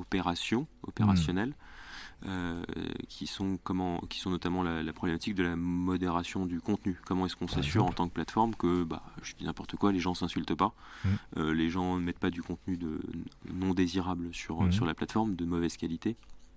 Donc il y a cette problématique de modération qui répond à deux questions. Euh, Avoir du contenu uniquement de qualité et désirable sur la plateforme, que les utilisateurs puissent échanger en toute courtoisie Hmm. et sur du contenu acceptable. Et aussi, il y a une problématique de contournement. C'est-à-dire que nous, effectivement, si on peut sur la plateforme échanger son numéro de téléphone directement sur une zone de messagerie, potentiellement, on est contourné. Et donc la résultante, c'est que bien sûr, on ne touche pas notre commission. Hmm. Et la deuxième résultante qui va pas dans l'intérêt du client, c'est qu'il bénéficie pas des garanties et des assurances. En réalité, Hmm. le client prend des risques supplémentaires en pensant faire une petite économie et Hmm. en essayant d'économiser la commission de la plateforme. Ouais, bien sûr. Ce qui peut être un réflexe Oui, humain, humain mais ouais, bien sûr. de Ouais. chercher à payer moins cher. Donc nous, notre rôle, c'est de trouver des processus qui permettent d'avoir un contenu de qualité sur la plateforme avec des volumes qui sont grandissants. T'as des bêtes de serveurs, non? Donc il faut des serveurs, d'ailleurs qu'on a beaucoup optimisé ces Hmm. derniers mois. On est passé sur c'est des technologies qui sont maintenant assez standards, sont des serveurs qu'on appelle élastiques, Hmm. donc qui permettent de s'adapter à plus ou moins en temps réel. Chez Amazon, des trucs comme ça, Voilà, c'est ça, ouais. exactement. Ok. C'est typiquement Amazon ou Google qui peuvent proposer des serveurs élastiques. Et donc ça permet de faire face à des montées en charge assez fortes au niveau de notre base de données Hmm. et du trafic sur la plateforme. Ok. Voilà, donc là aujourd'hui on est à peu près à 500 000 visites par mois Eh ouais, quand même. sur la plateforme. Si on prend les prestataires, donc les jobbers et les clients, tout confondus. Et on continue à grossir à ce rythme de 2 x 3, 2 x 3 c'est ouf. sur notre volume d'affaires et nos commissions. Voilà, c'est en tout cas l'ambition qu'on va continuer à avoir pour l'année 2021. Vous êtes rentable aujourd'hui? Alors on est arrivé alors on n'en a pas encore parlé, mais en novembre 2020, on s'est rapproché finalement du groupe Kingfisher, Mhm. qui a pris une part majoritaire dans notre capital. Ah oui, donc Kingfisher en fait qui est tes premiers gros clients, qui finalement finit par investir chez toi. Ok, j'avais pas fait le rapprochement, d'accord, Voilà, ça a été c'est assez logique en même temps. voilà, après, Mm. ça a été la dernière étape la plus en date, on va dire, capitalistique Mm. dans l'histoire de Nidelp. Et on était arrivé, pour répondre à ta question, on était arrivé très proche de la rentabilité. Ok, On était même arrivé à la rentabilité dans les mois qui ont précédé l'opération. ok. Donc on avait réussi à- à trouver un modèle économique Viable. rentable, viable. Maintenant, on est sur un business plan, on repart sur une phase d'expansion. Donc, Mm. on repart dans une phase d'investissement. Donc, l'objectif numéro un n'est pas spécialement la rentabilité euh, dans les prochaines années, mais la conquête de nouveaux marchés. Mm. Donc, ça passe par l'ouverture de l'Angleterre. Et donc, là-dessus, on va à nouveau. C'est vraiment un plan de développement aujourd'hui qui consiste à dupliquer à nouveau à l'international le modèle qu'on a identifié, qu'on a prouvé et qu'on a donc démontré. Mm. On a donc l'ouverture de l'Angleterre qui est prévue cette année, d'ailleurs qui a eu lieu il y a 10 jours maintenant. Et cette ouverture, elle se fait en partenariat avec B&Q qui est aussi qui fait partie du groupe Kingfisher.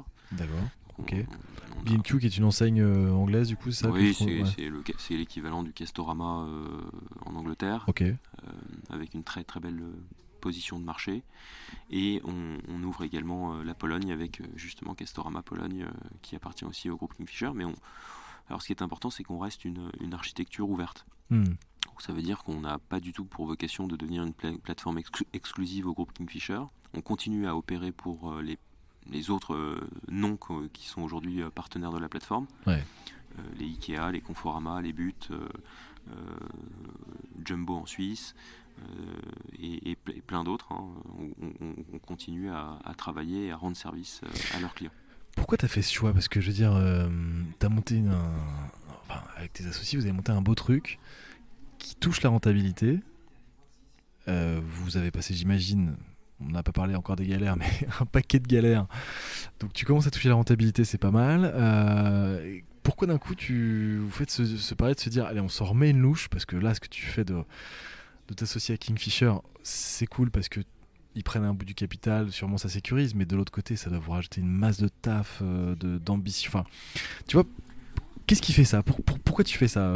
Parce qu'il y a. C'est quoi le truc que tu veux combler? Parce qu'il y a quelque chose. Oui, alors Tu vois? la raison est assez simple. C'est une conviction que j'ai sur le secteur sur lequel on est. Mhm. Moi, j'ai la conviction que, comme on l'a démontré d'ailleurs pendant les 7 dernières années finalement, que c'est un modèle qui marche par définition en B2B2C. C'est pas un modèle qui marche en B2C. Mhm. Ceux qui s'amusent à faire du B2C sur ces modèles-là, je pense, Vont s'épuiser. vont s'épuiser. Ok. C'est très compliqué de mettre à l'échelle un modèle en B2C. Il faut des investissements on parle de niveaux d'investissement qui sont colossaux. Mhm. Et je pense que l'écosystème de financement français n'est pas prêt et enfin, je pense qu'il est un petit peu trop frileux pour accompagner ce type de projet. Mhm. Parce qu'il faut des années et des années d'investissement colossaux pour arriver à la rentabilité, alors que nous on a choisi une voie qui est un petit peu différente, qui est un modèle qui va grossir au rythme de l'acquisition qu'on fait avec nos magasins partenaires, Mhm.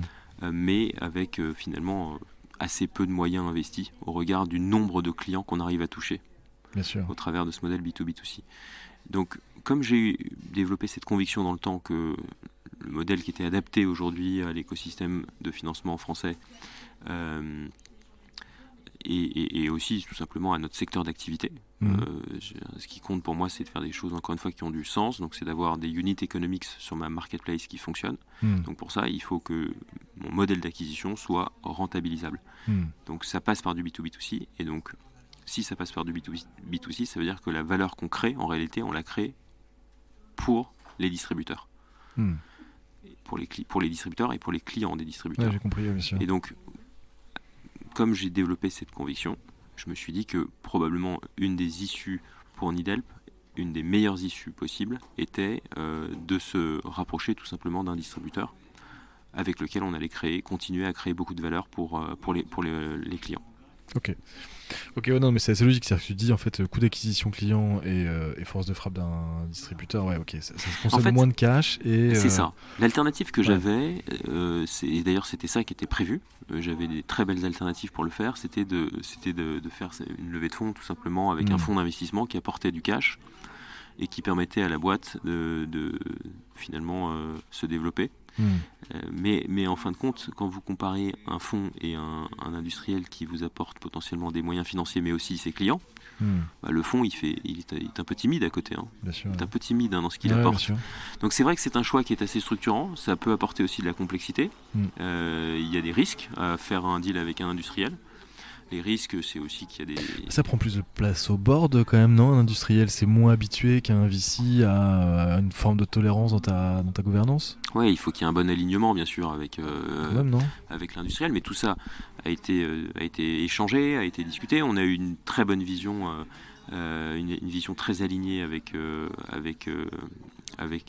les dirigeants du groupe Kingfisher. Okay. Et c'est ce qui fait aussi que ce rapprochement a été possible. C'est que quelque part, il y a une ambition partagée, il y a une vision aussi partagée dans la gouvernance de la boîte.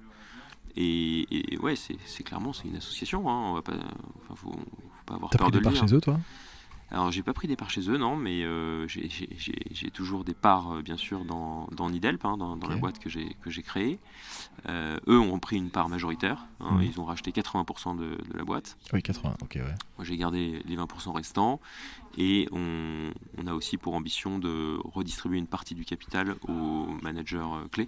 Okay. Qu'on est justement en train de recruter, donc toute l'équipe dirigeante qu'on est en train de constituer, pour que la part de risque qu'ils vont prendre avec moi à mes côtés soit rémunérée. Ce qui veut dire que tous les personnes ou les fonds qui étaient là avant sont sortis du coup. Oui, tous les fonds et tous nos investisseurs privés qui m'ont accompagné à la première heure, et également les investisseurs institutionnels, donc qui étaient la Maïf et le groupe Moss Frères, un groupe suisse. Ils sont effectivement sortis à l'occasion de l'entrée donc de Kingfisher au capital. Avec une plus-value, ils sont contents?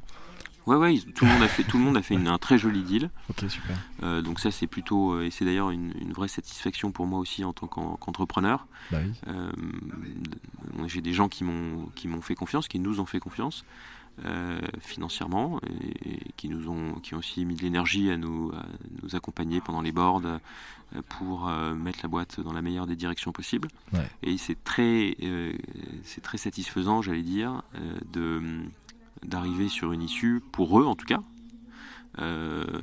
où effectivement ils ont un retour sur leur multiple sur leur ticket de départ, quoi. Exactement. Okay. Bon, ça c'est vrai que ça fait partie de l'équation économique, mais il y a aussi une satisfaction en tant qu'entrepreneur, une forme de démonstration de l'honnêteté dans laquelle de la démarche. Voilà. Je pense en plus aux Friends and Family du tout début. En particulier, quoi, peut-être, non? Enfin, tu me dirais, ils sont peut-être sortis à un premier tour de financement avant, non? Non, tout le monde est resté à bord jusqu'à novembre 2020, justement l'entrée de Kingfisher au capital. On n'avait pas fait de secondaire, donc il n'y avait pas eu de cash out ou de vente d'actions avant l'arrivée de Kingfisher au capital. Ok. Tes associés du début, ils ont plus de part du coup, si toi t'as 20 et Kingfisher en a 80? Non, ils sont sortis, ils sont partis. Okay. Je pense que dans la vie d'une boîte, il y a un temps pour tout et il y a des profils pour chaque étape de la boîte. On en a un petit peu parlé tout à l'heure. C'est une des raisons aussi pour lesquelles aujourd'hui on recrute encore une fois des talents qui ont déjà vécu cette taille de boîte. Et donc il y a des aspirations aussi. Il y a des gens qui sont plus pour les débuts, pour les phases de lancement, des gens qui sont plutôt pour les phases de structuration et de scale-up. Et donc mes deux associés du départ, qui étaient donc le premier CTO de la boîte et donc Romain qui s'occupait de la partie qui était responsable grand compte, la relation magasin et partenaire. Ils sont tous les deux partis et on est vraiment dans une autre phase aujourd'hui. Ok. Ça fait quoi ça? C'est une question perso, je sais pas si tu veux y répondre ou pas, mais quand tu vois tes premiers associés qui t'as sué sang et larmes, qui s'en vont, t'as T'as quoi? T'as un déchirement, un truc, non? Où tu te dis non, c'est normal, ça mute, chacun sa route. Ouais, je crois il faut être pragmatique, mais je pense on est tous. Enfin, c'est pas quelque chose que j'ignorais. Je savais de toute façon que mes associés du départ seraient pas forcément ceux de la suite. Ok. Je pense que c'est important. C'est important de pas se mentir sur les raisons qui font que les gens sont là à un moment donné, à Hmm. un instant T. Et il faut très vite identifier si les gens sont là pour 1 an, 2 ans, 3 ans, 5 ans, ou s'ils sont là pour potentiellement pour plus. Hmm. Euh, et ça permet de bien savoir bah, comment on est entouré et d'anticiper aussi les recrutements qui sont nécessaires pour amener la boîte aux étapes suivantes. Tout ça, tu le sais tout seul ou tu te fais un peu coacher pour ça? Parce que t'as quel âge, Guillaume? J'ai 34 ans, Quand même. donc T'as compris quand même vachement de trucs, donc. on est ouais, c'est une aventure assez sympa, c'est une aventure assez chouette, c'est long, c'est des étapes parfois difficiles à passer. Hmm. Je me fais aider par mon board. Hmm. Je pose beaucoup de questions, j'observe beaucoup, j'écoute aussi les entrepreneurs qui sont passés par des phases similaires avant moi. Hmm. Euh, et j'essaie de m'inspirer des bonnes pratiques, tout simplement, hein. Donc, je crois que c'est un petit peu ça. L'entrepreneuriat, c'est un équilibre qui est parfois un petit peu difficile à trouver. Il faut être un petit peu, euh, j'allais dire, buté, c'est pas forcément le terme, mais faut avoir des convictions. Audacieux. Il faut être audacieux, il faut avoir des convictions, il faut être extrêmement persévérant plutôt que buté. C'est plutôt le terme, c'est Hmm. plutôt persévérant. C'est de la persévérance. Je pense que c'est probablement ce qui nous caractérise le plus chez Nidelp en tant qu'équipe fondatrice. Euh, il faut persévérer, mais il faut aussi savoir reconnaître quand on se trompe Hmm. et abandonner les mauvaises idées, les mauvaises pratiques pour construire, pour aller vers les meilleurs choix stratégiques possibles. Donc cet Hmm. équilibre n'est pas toujours facile. C'est un petit peu, faut un petit peu parfois naviguer pour trouver les bonnes réponses. Et il faut pas, moi en tout cas c'est ma conviction, il faut surtout énormément échanger, énormément discuter avec ceux qui sont passés par ces étapes avant. Hmm. Il y a des gens du tout début qui sont toujours là encore avec toi? Est-ce Tu qu'on a dis des l'équipe gens... fondatrice, donc ça m'a interpellé, je me suis dit.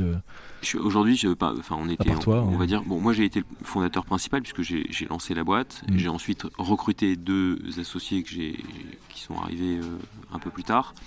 Mais effectivement, je suis le seul aujourd'hui fondateur qui est encore à bord. Ouais, Et je m'entoure de nouveaux associés quelque part bien sûr. avec ce plan. Ah, mais je sais pas, t'aurais pu avoir une assistante ou une nana à la vente ou un mec à la vente qui aurait suivi l'évolution, qui aurait su muter en fait en même temps que toi parce qu'il a fallu.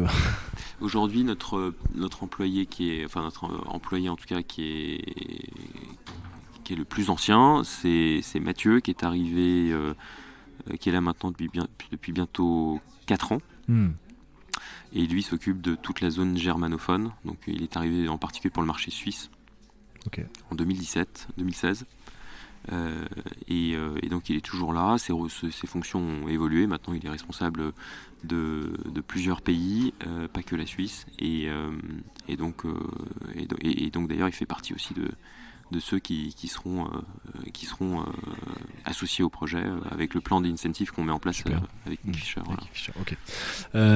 Les pires galères que t'as eues, parce que t'as dû en avoir enfin, je sais pas, un nombre incalculable. Ouais, bon, je sais pas si on peut vraiment les hiérarchiser. Je pense que le plus compliqué, Ouais. c'est de trouver quand on est une start-up, on est fragile. Il faut trouver un modèle de croissance très vite. Hmm.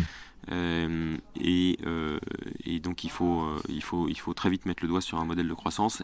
Et quand on part sur une marketplace, où en général on dit souvent winner takes all sur les marketplaces, c'est-à-dire il y aura un acteur qui Ouais, y en a un réussira, qui a tout mangé. pas beaucoup plus, voilà. Donc c'est extrêmement concurrentiel. Il faut des moyens financiers assez importants en général.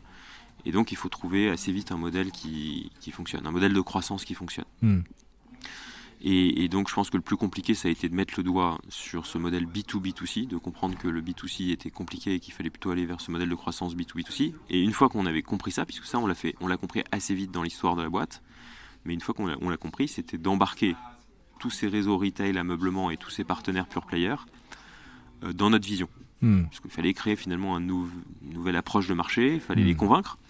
Et la plupart de ces partenaires qu'on a dû convaincre ont des cycles entre guillemets de discussion et de vente qui sont bien plus longs que les nôtres. Oui, forcément. Nous, notre échelle de temps, c'est 1 an et demi, 2 ans avec les fonds qu'on lève. C'est pas beaucoup plus. Eux, en 1 an et demi, 2 ans, j'ai envie de dire, s'ils signent pas un contrat avec une plateforme de service, pas leur vie, quoi. Ouais. Ça ralentit énormément leur innovation et leur capacité à aller chercher des clients supplémentaires. Mais ils vont pas tomber pour autant. Ils sont beaucoup plus robustes que nous. Et puis, voilà, ils ont plus de complexité. C'est pas un jugement, c'est très factuel. Il y a un gros comité de direction, c'est plus lent, c'est normal, quoi. Ils ont beaucoup de collaborateurs à embarquer, ils ont beaucoup de magasins à embarquer. Ils ont... Donc, évidemment, ce sont des cycles qui sont plus lents. Et donc, je crois que la plus grosse difficulté que j'ai eue, c'était de réconcilier le calendrier de ma start-up avec les leurs, tout simplement. Forcément. Voilà. Oui, combler ton impatience, parce que c'est un peu ça, forcément. Enfin, c'est plus que de l'impatience, c'est une question de survie. C'est une question de survie pour nous. Et puis, quelque part, c'est un petit peu une question de survie pour eux. Parce que ces partenaires-là, ils ont aussi une responsabilité à mettre sur le marché des services performants, innovants pour leurs clients, et à permettre aussi à des startups. Moi, je crois beaucoup à cette association des grands groupes et des startups. Quelque chose de vertueux là-dedans, bien sûr. Il y a quelque chose de très vertueux pour tout le monde. On a des startups très agiles qui itèrent très vite en France et partout dans le monde d'ailleurs, mais qui ont besoin aussi de s'appuyer sur la puissance, soit financière, soit opérationnelle des grands groupes pour mettre à l'échelle leur modèle. Donc nous, c'est exactement ce qu'on a fait, mais pour ça, il faut que toutes les parties jouent le jeu. Comment tu fais pour les accélérer, les grands groupes ? Parce que entre ton calendrier de survie, le leur, il y a forcément un moment où tu te dis attends, faut que je trouve une façon d'accélérer la décision ou quelque chose, non ? T'as pas... Oui, je crois qu'il n'y a pas 1000 formules. La façon d'accélérer le sujet, c'est il faut que Nidelp devienne une priorité dans leur roadmap. Et pour ça, il faut démontrer pourquoi Nidelp est plus prioritaire qu'un autre sujet dans leur roadmap, si toutefois on considère qu'ils ne peuvent pas traiter tous les sujets simultanément. Donc tu te mets à la place du grand groupe, tu identifies les autres sujets potentiels que toi dans la roadmap et tu... J'identifie surtout, parce que j'ai pas forcément les autres sujets qui sont dans la roadmap de chacun de mes partenaires, mais j'identifie surtout quelle valeur j'apporte à mon partenaire et aux clients de mes partenaires. Donc on essaie de théoriser ça, de démontrer ça du mieux possible. En quoi on peut jouer sur la conversion, en quoi on peut jouer sur l'expérience client, sur la satisfaction client, sur le niveau de digitalisation du parcours.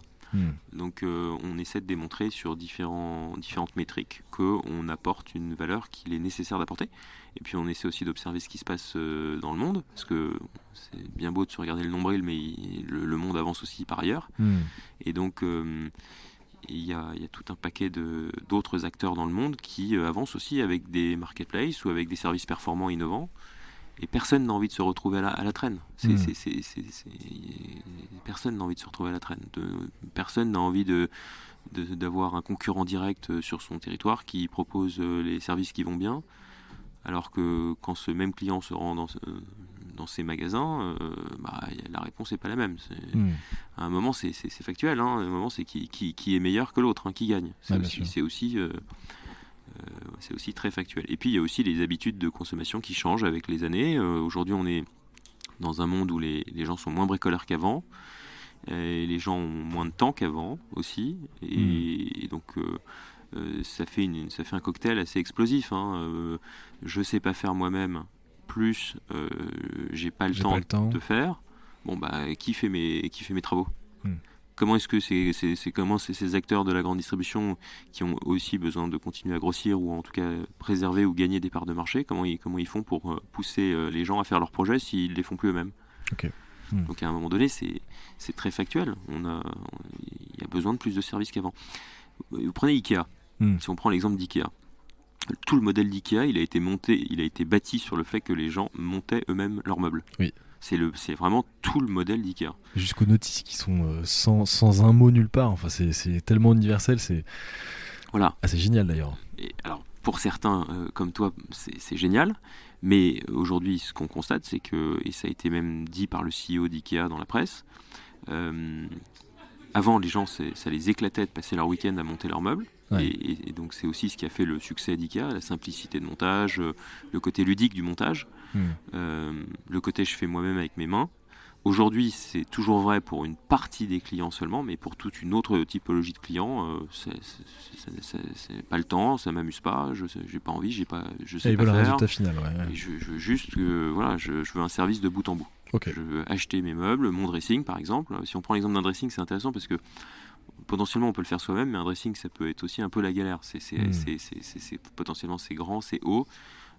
Si on le monte tout seul, on peut pas vraiment le relever tout seul. Hmm. Il faut le fixer au mur potentiellement. Donc, enfin, Et puis ça tombe, enfin je veux dire, il y a des sujets, c'est pas insurmontable, on peut faire soi-même, mais il y a Ouais. aussi un paquet de gens qui, voilà. Prenez après l'exemple sur des tâches à plus forte valeur ajoutée, les installations de cuisine par exemple. Bon bah là, on va encore toucher une proportion de la population encore plus importante. Hmm. On a beaucoup moins de gens qui vont installer eux-mêmes leur cuisine, typiquement. Le fait de bosser avec des gros comme ça te fait monter ton panier moyen ou pas? Ouais, bien sûr. Ouais. Et c'est aussi un choix stratégique qu'on a fait.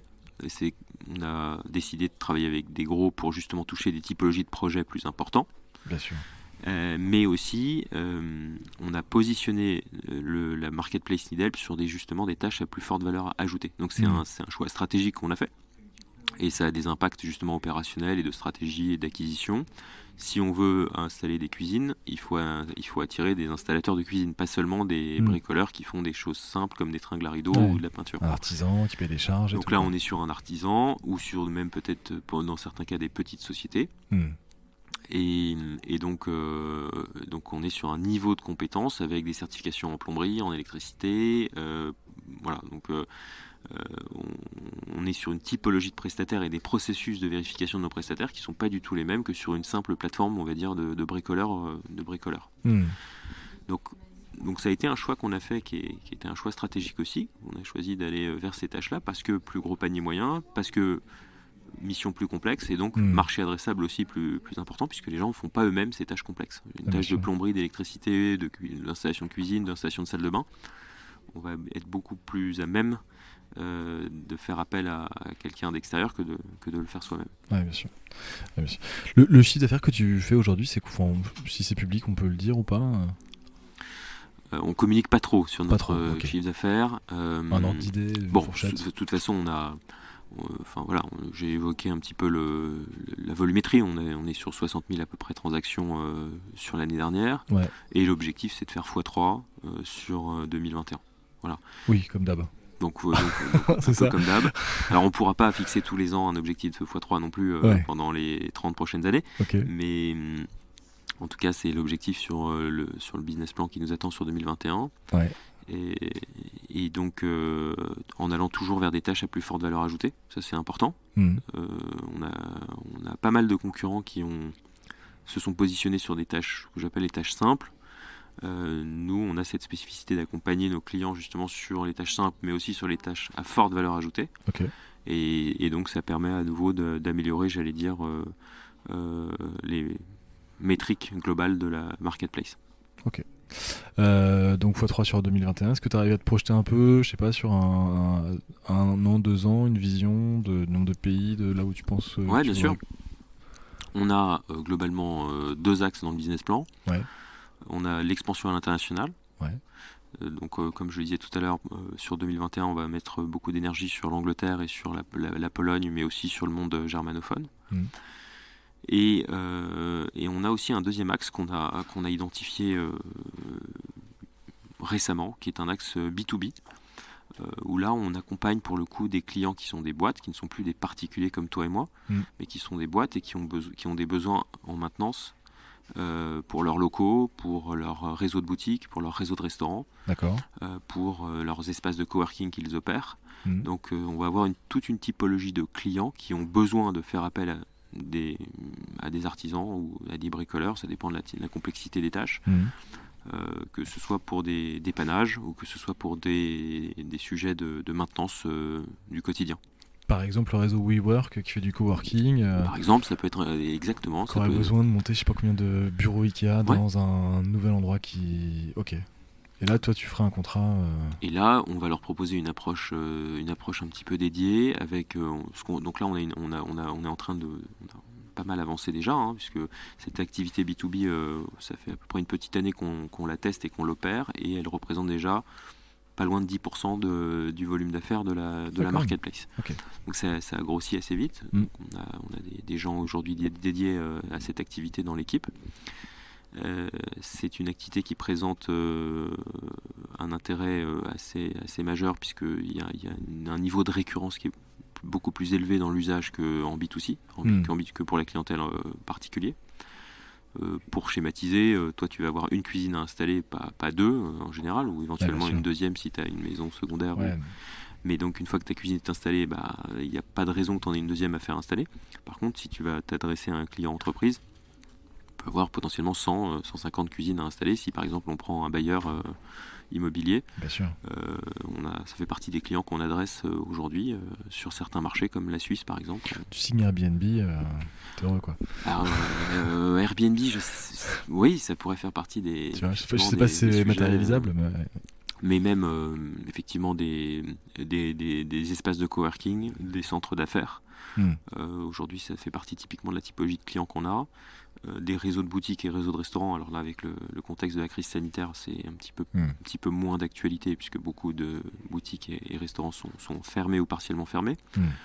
Mais ça fait typiquement partie des sujets qu'on a commencé à travailler et sur lesquels on a vu un vrai besoin. B2B2C, futur B2B, en fait, on va voir le B2B prend une part de plus en plus importante de ton résultat. Ouais, en fait, c'est un modèle en fait qui est de plus en plus vertueux, parce que ces clients entreprises nous voient aussi chez les dans les magasins où la plateforme est proposée. Et se disent ah oui, mais pour mon entreprise aussi je pourrais avoir besoin de Needhelp. Donc en fait cette prescription qu'on a aujourd'hui dans les magasins et sur les sites marchands des partenaires, elle nous apporte des leads B2C et des leads B2B aussi. Bien sûr.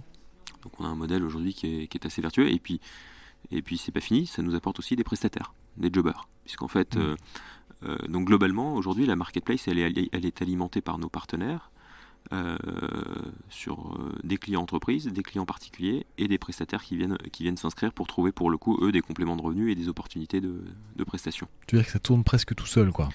J'exagère, il y a un peu de boulot quand même. Mais la logique c'est ça. La logique c'est qu'on a un modèle en tout cas qui est extrêmement vertueux. Et c'est pas terminé, on a aussi des axes encore qu'on découvre un peu tous les jours, mais parfois nos partenaires deviennent eux-mêmes clients de Needhelp, par exemple lorsqu'ils ont de la maintenance à faire dans leur magasin. Ils peuvent avoir parfois besoin ponctuellement de faire appel à une société partenaire sur Needhelp pour faire un revamping dans le magasin, pour réparer quelque chose. Donc on a vraiment en fait des axes de développement et de croissance qui sont extrêmement multiples et qui sont tous animés par ce réseau de partenaires qu'on a construit. Quelques chiffres peut-être sur ce réseau. Donc, je te l'ai dit tout à l'heure, 12 enseignes partenaires, plus de 150 pure players web. On est présent dans 6 pays. Et ça représente en tout plus de 1000 magasins donc, qui proposent Needhelp dans leur parcours client. Génial. Ouais. Voilà. Donc, tout ça avec finalement assez peu de moyens et assez peu de monde. Et c'est là aussi la magie, j'allais dire, la scalabilité du modèle, quoi. La scalabilité du modèle. Alors, on est quand même maintenant, on est resté longtemps une quinzaine de personnes, entre 10 et 15 personnes. Là, on est 32 à l'heure actuelle, et on a pour le coup un plan de développement assez fort, puisqu'on ambitionne de monter à 100 personnes d'ici à la mi-2022 à peu près, donc en un an et demi, on sera une centaine de personnes à peu près. Ok. Ça fait pas drôle ça de voir sa boîte grossir depuis connaître force. Enfin là tu connais tous les prénoms encore, mais t'as pas peur de ça quand t'écoutes des podcasts de boîtes ou quoi? Moi je me demande comment ça se vit. Peur c'est pas le terme. Enfin si il peut y avoir une forme de peur, c'est plutôt à un moment se dire est-ce que je vais moi-même limiter la croissance de ma boîte? Oui, est-ce que toi tu vas pas être un frein aussi? Ouais, bien sûr. C'est une espèce de peur que j'ai toujours eue. Mais qui est assez irrationnel, je pense pour le coup. Enfin, j'ai pas aujourd'hui d'indicateur qui me laisserait penser ça. Mais c'est vrai, c'est une espèce de peur un peu ou peut-être parfois un manque de confiance, on appelle ça comme on veut, mais assez irrationnel, où je me dis, et si c'était moi qui, en réalité, n'avait pas la bonne vision, ou et si c'était moi qui, en fait, n'avait pas la bonne ambition, ou n'arrivait pas à mettre en œuvre le plan de développement. Je pense que c'est normal de se poser ces questions. Et en tout cas, les réponses que j'apporte, c'est aussi de m'entourer énormément de gens qui ont déjà vécu. Alors encore une fois, pas forcément en tant que fondateur. Les gens que je recrute aujourd'hui ne sont pas des gens qui ont fondé leur propre boîte, mais ce sont des gens qui ont vu des marketplaces vraiment passer à l'échelle. Ouais, croître vite. Croître extrêmement vite et qui apportent les bonnes pratiques pour y arriver. Donc je pense que la vraie réponse, c'est s'entourer. Et d'ailleurs, j'ai un petit peu cet enseignement de cette première boîte. C'est quand même ma première boîte, Nidelb. Donc je ne sais pas de quoi l'avenir sera fait. Si dans un avenir lointain, je repartirai sur une nouvelle aventure. Aujourd'hui, je suis les deux pieds dans Nidelb et je suis assez curieux de voir ce qui nous attend. Très excité par les prochaines étapes. Mais c'est vrai que si je devais remonter une boîte, je m'entourerais de talents beaucoup plus tôt. Quand je dis de talent, c'est je pense que je suis resté trop longtemps sur une taille d'équipe qui était très limitée. Ça nous a poussé à être extrêmement efficients, à innover, à être extrêmement agile aussi dans notre... Frugal aussi, forcément un peu, non ? Et en même temps, effectivement, frugal. Mais je pense qu'en fait, avec du recul, je vois tous les bénéfices qu'on peut avoir en s'entourant de gens qui ont une expertise extrêmement forte dans leur domaine. Et je pense qu'il faut arriver dans l'idéal, dans une équation où ces gens peuvent arriver dans l'équipe assez vite pour mettre les bonnes pratiques. Tu veux dire qu'entre vitesse et contrôle, tu choisirais la vitesse, quoi ? Ouais. Probablement. Si on schématise à l'extrême, c'est ça ? Oui, parce que contrôler en prenant plus sur ses propres épaules, c'est ce que j'ai fait aussi. C'est que j'avais moins de monde dans l'équipe, mais donc chacun aussi en a pris davantage sur ses épaules. Mais c'est vrai que ça peut être aussi difficile, ça peut être un petit peu usant aussi dans le temps. Et puis surtout, il faut des compétences dans une équipe. Il faut des compétences. La clé, ce sont les gens, ce sont les people. C'est ce que les gens, c'est l'investissement en temps, c'est l'intelligence que les gens amènent dans le travail, c'est la coopération entre différents savoir-faire, c'est la confrontation de visions pour au bout du compte suivre une vision de marché et l'exécuter de la meilleure des manières et le plus vite possible. Ok. Guillaume, je te remercie pour tout ce temps et on a mangé un peu ton calendrier. On va arriver tout doucement sur des questions de fin parce que il faut que ça se termine à un moment et que je te rende ta liberté d'exécution et dans Nidelb. Je te remercie déjà pour tout ce temps et puis tout ce que tu nous as livré comme enseignement, ce parcours que tu as réalisé qui est un chouette parcours qui n'est pas fini. Afin d'arriver sur les questions de fin, on va arriver sur 3 petites questions de fin qui sont toujours un peu les mêmes dans le podcast. Tout d'abord, est-ce que tu aurais une petite médiocrité acceptable à nous confier ? Oui, je pense qu'on a... j'en ai plein certainement. On a tous plein. J'en ai plein. Non, ma médiocrité à laquelle je pense tout de suite, je suis quelqu'un d'assez peu organisé sur les tâches administratives. Et pourtant il faut l'être parce que c'est ce qui permet aussi de valider pas mal d'étapes contractuelles, pas mal d'étapes en général pour une boîte. Et c'est vrai que là-dessus, clairement pas, j'ai jamais eu d'intérêt pour la chose administrative. Non, j'ai de l'intérêt pour des choses concrètes et opérationnelles. Mais je n'ai pas d'intérêt pour ce qui vient matérialiser ça. Quelque part, ça n'a pas de valeur dans mon esprit. Ok. Donc c'est assez faux, hein, mais en réalité c'est un peu ma perception des choses. Même on a beau parler de contrats ou de choses comme ça, les contrats c'est ce qui a une vraie valeur, hein, c'est la valeur juridique quand même, hein, donc c'est ce qui lie les parties, donc c'est évidemment essentiel, mais il y a quelque chose dans mon esprit qui me fait parfois penser que ce qui a de la valeur c'est ce qu'on crée pour les clients, pour les utilisateurs, c'est le produit qu'on va construire. J'ai une sensibilité pour ça, mais je n'ai pas de sensibilité pour la matérialisation des relations entre les parties. Donc signer un contrat, c'est pas un truc qui t'éclate? Non, Ok. pas du tout. Mais pas Ok. du tout. Et ça ne m'excite pas du tout. Ok. Et pourtant, c'est ce qui, j'allais dire, c'est ce qui va lier les parties et c'est ce qui va conditionner un partenariat et la façon dont il va fonctionner. Non mais je vois ce que tu veux dire, c'est qu'en fait tu penses que la valeur se trouve ailleurs que dans un simple bout de papier, ça je l'entends complètement. Ouais. Ouais, ok. Pour faire simple, Ouais. je donne pas de valeur à un bout de papier. Ok. Voilà. Bon, Donc ouais. ça m'amène à, à être probablement, on va dire, un petit peu traîner la patte sur ces sujets-là. Ok. Est-ce que tu aurais un contenu que tu pourrais nous recommander, qu'on pourrait consommer en pensant à toi, pour nos auditeurs? Donc ça pourrait être aussi bien un bouquin, un podcast, un album de musique, ce que tu veux. J'ai pensé à une plateforme que j'ai commencé à utiliser qui permet d'écouter des sons, d'écouter de la musique et que je trouve assez innovante et sympa, qui est pas encore très grand public, qui s'appelle radio.com avec 5 O, donc c'est D'accord, ok, radio.com, oui, effectivement. que j'ai découvert un peu par hasard. Et en fait, on arrive c'est un site, c'est une plateforme sur laquelle on arrive, qui est une map monde. Donc on peut balader sa souris sur une partie du monde. Et il y a une autre dimension qui est le temps. Donc les années 60, les années 70, les années 80, les années 90, Ah, c'est etc. intéressant, ouais. Et donc on peut en fait faire un voyage dans le temps et dans l'espace, mais musical.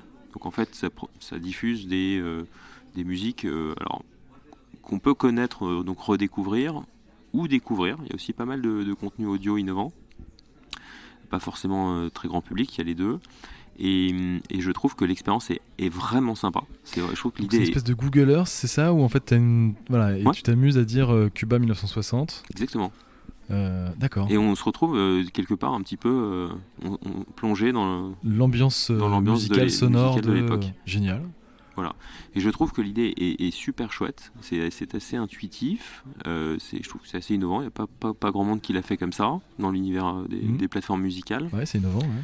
Et donc radio.com, voilà. Avec grand plaisir, je le prends, ouais, je le mettrai dans les commentaires de l'émission. Ouais, super innovant. Je suis curieux d'aller regarder ça en rentrant chez moi ce soir.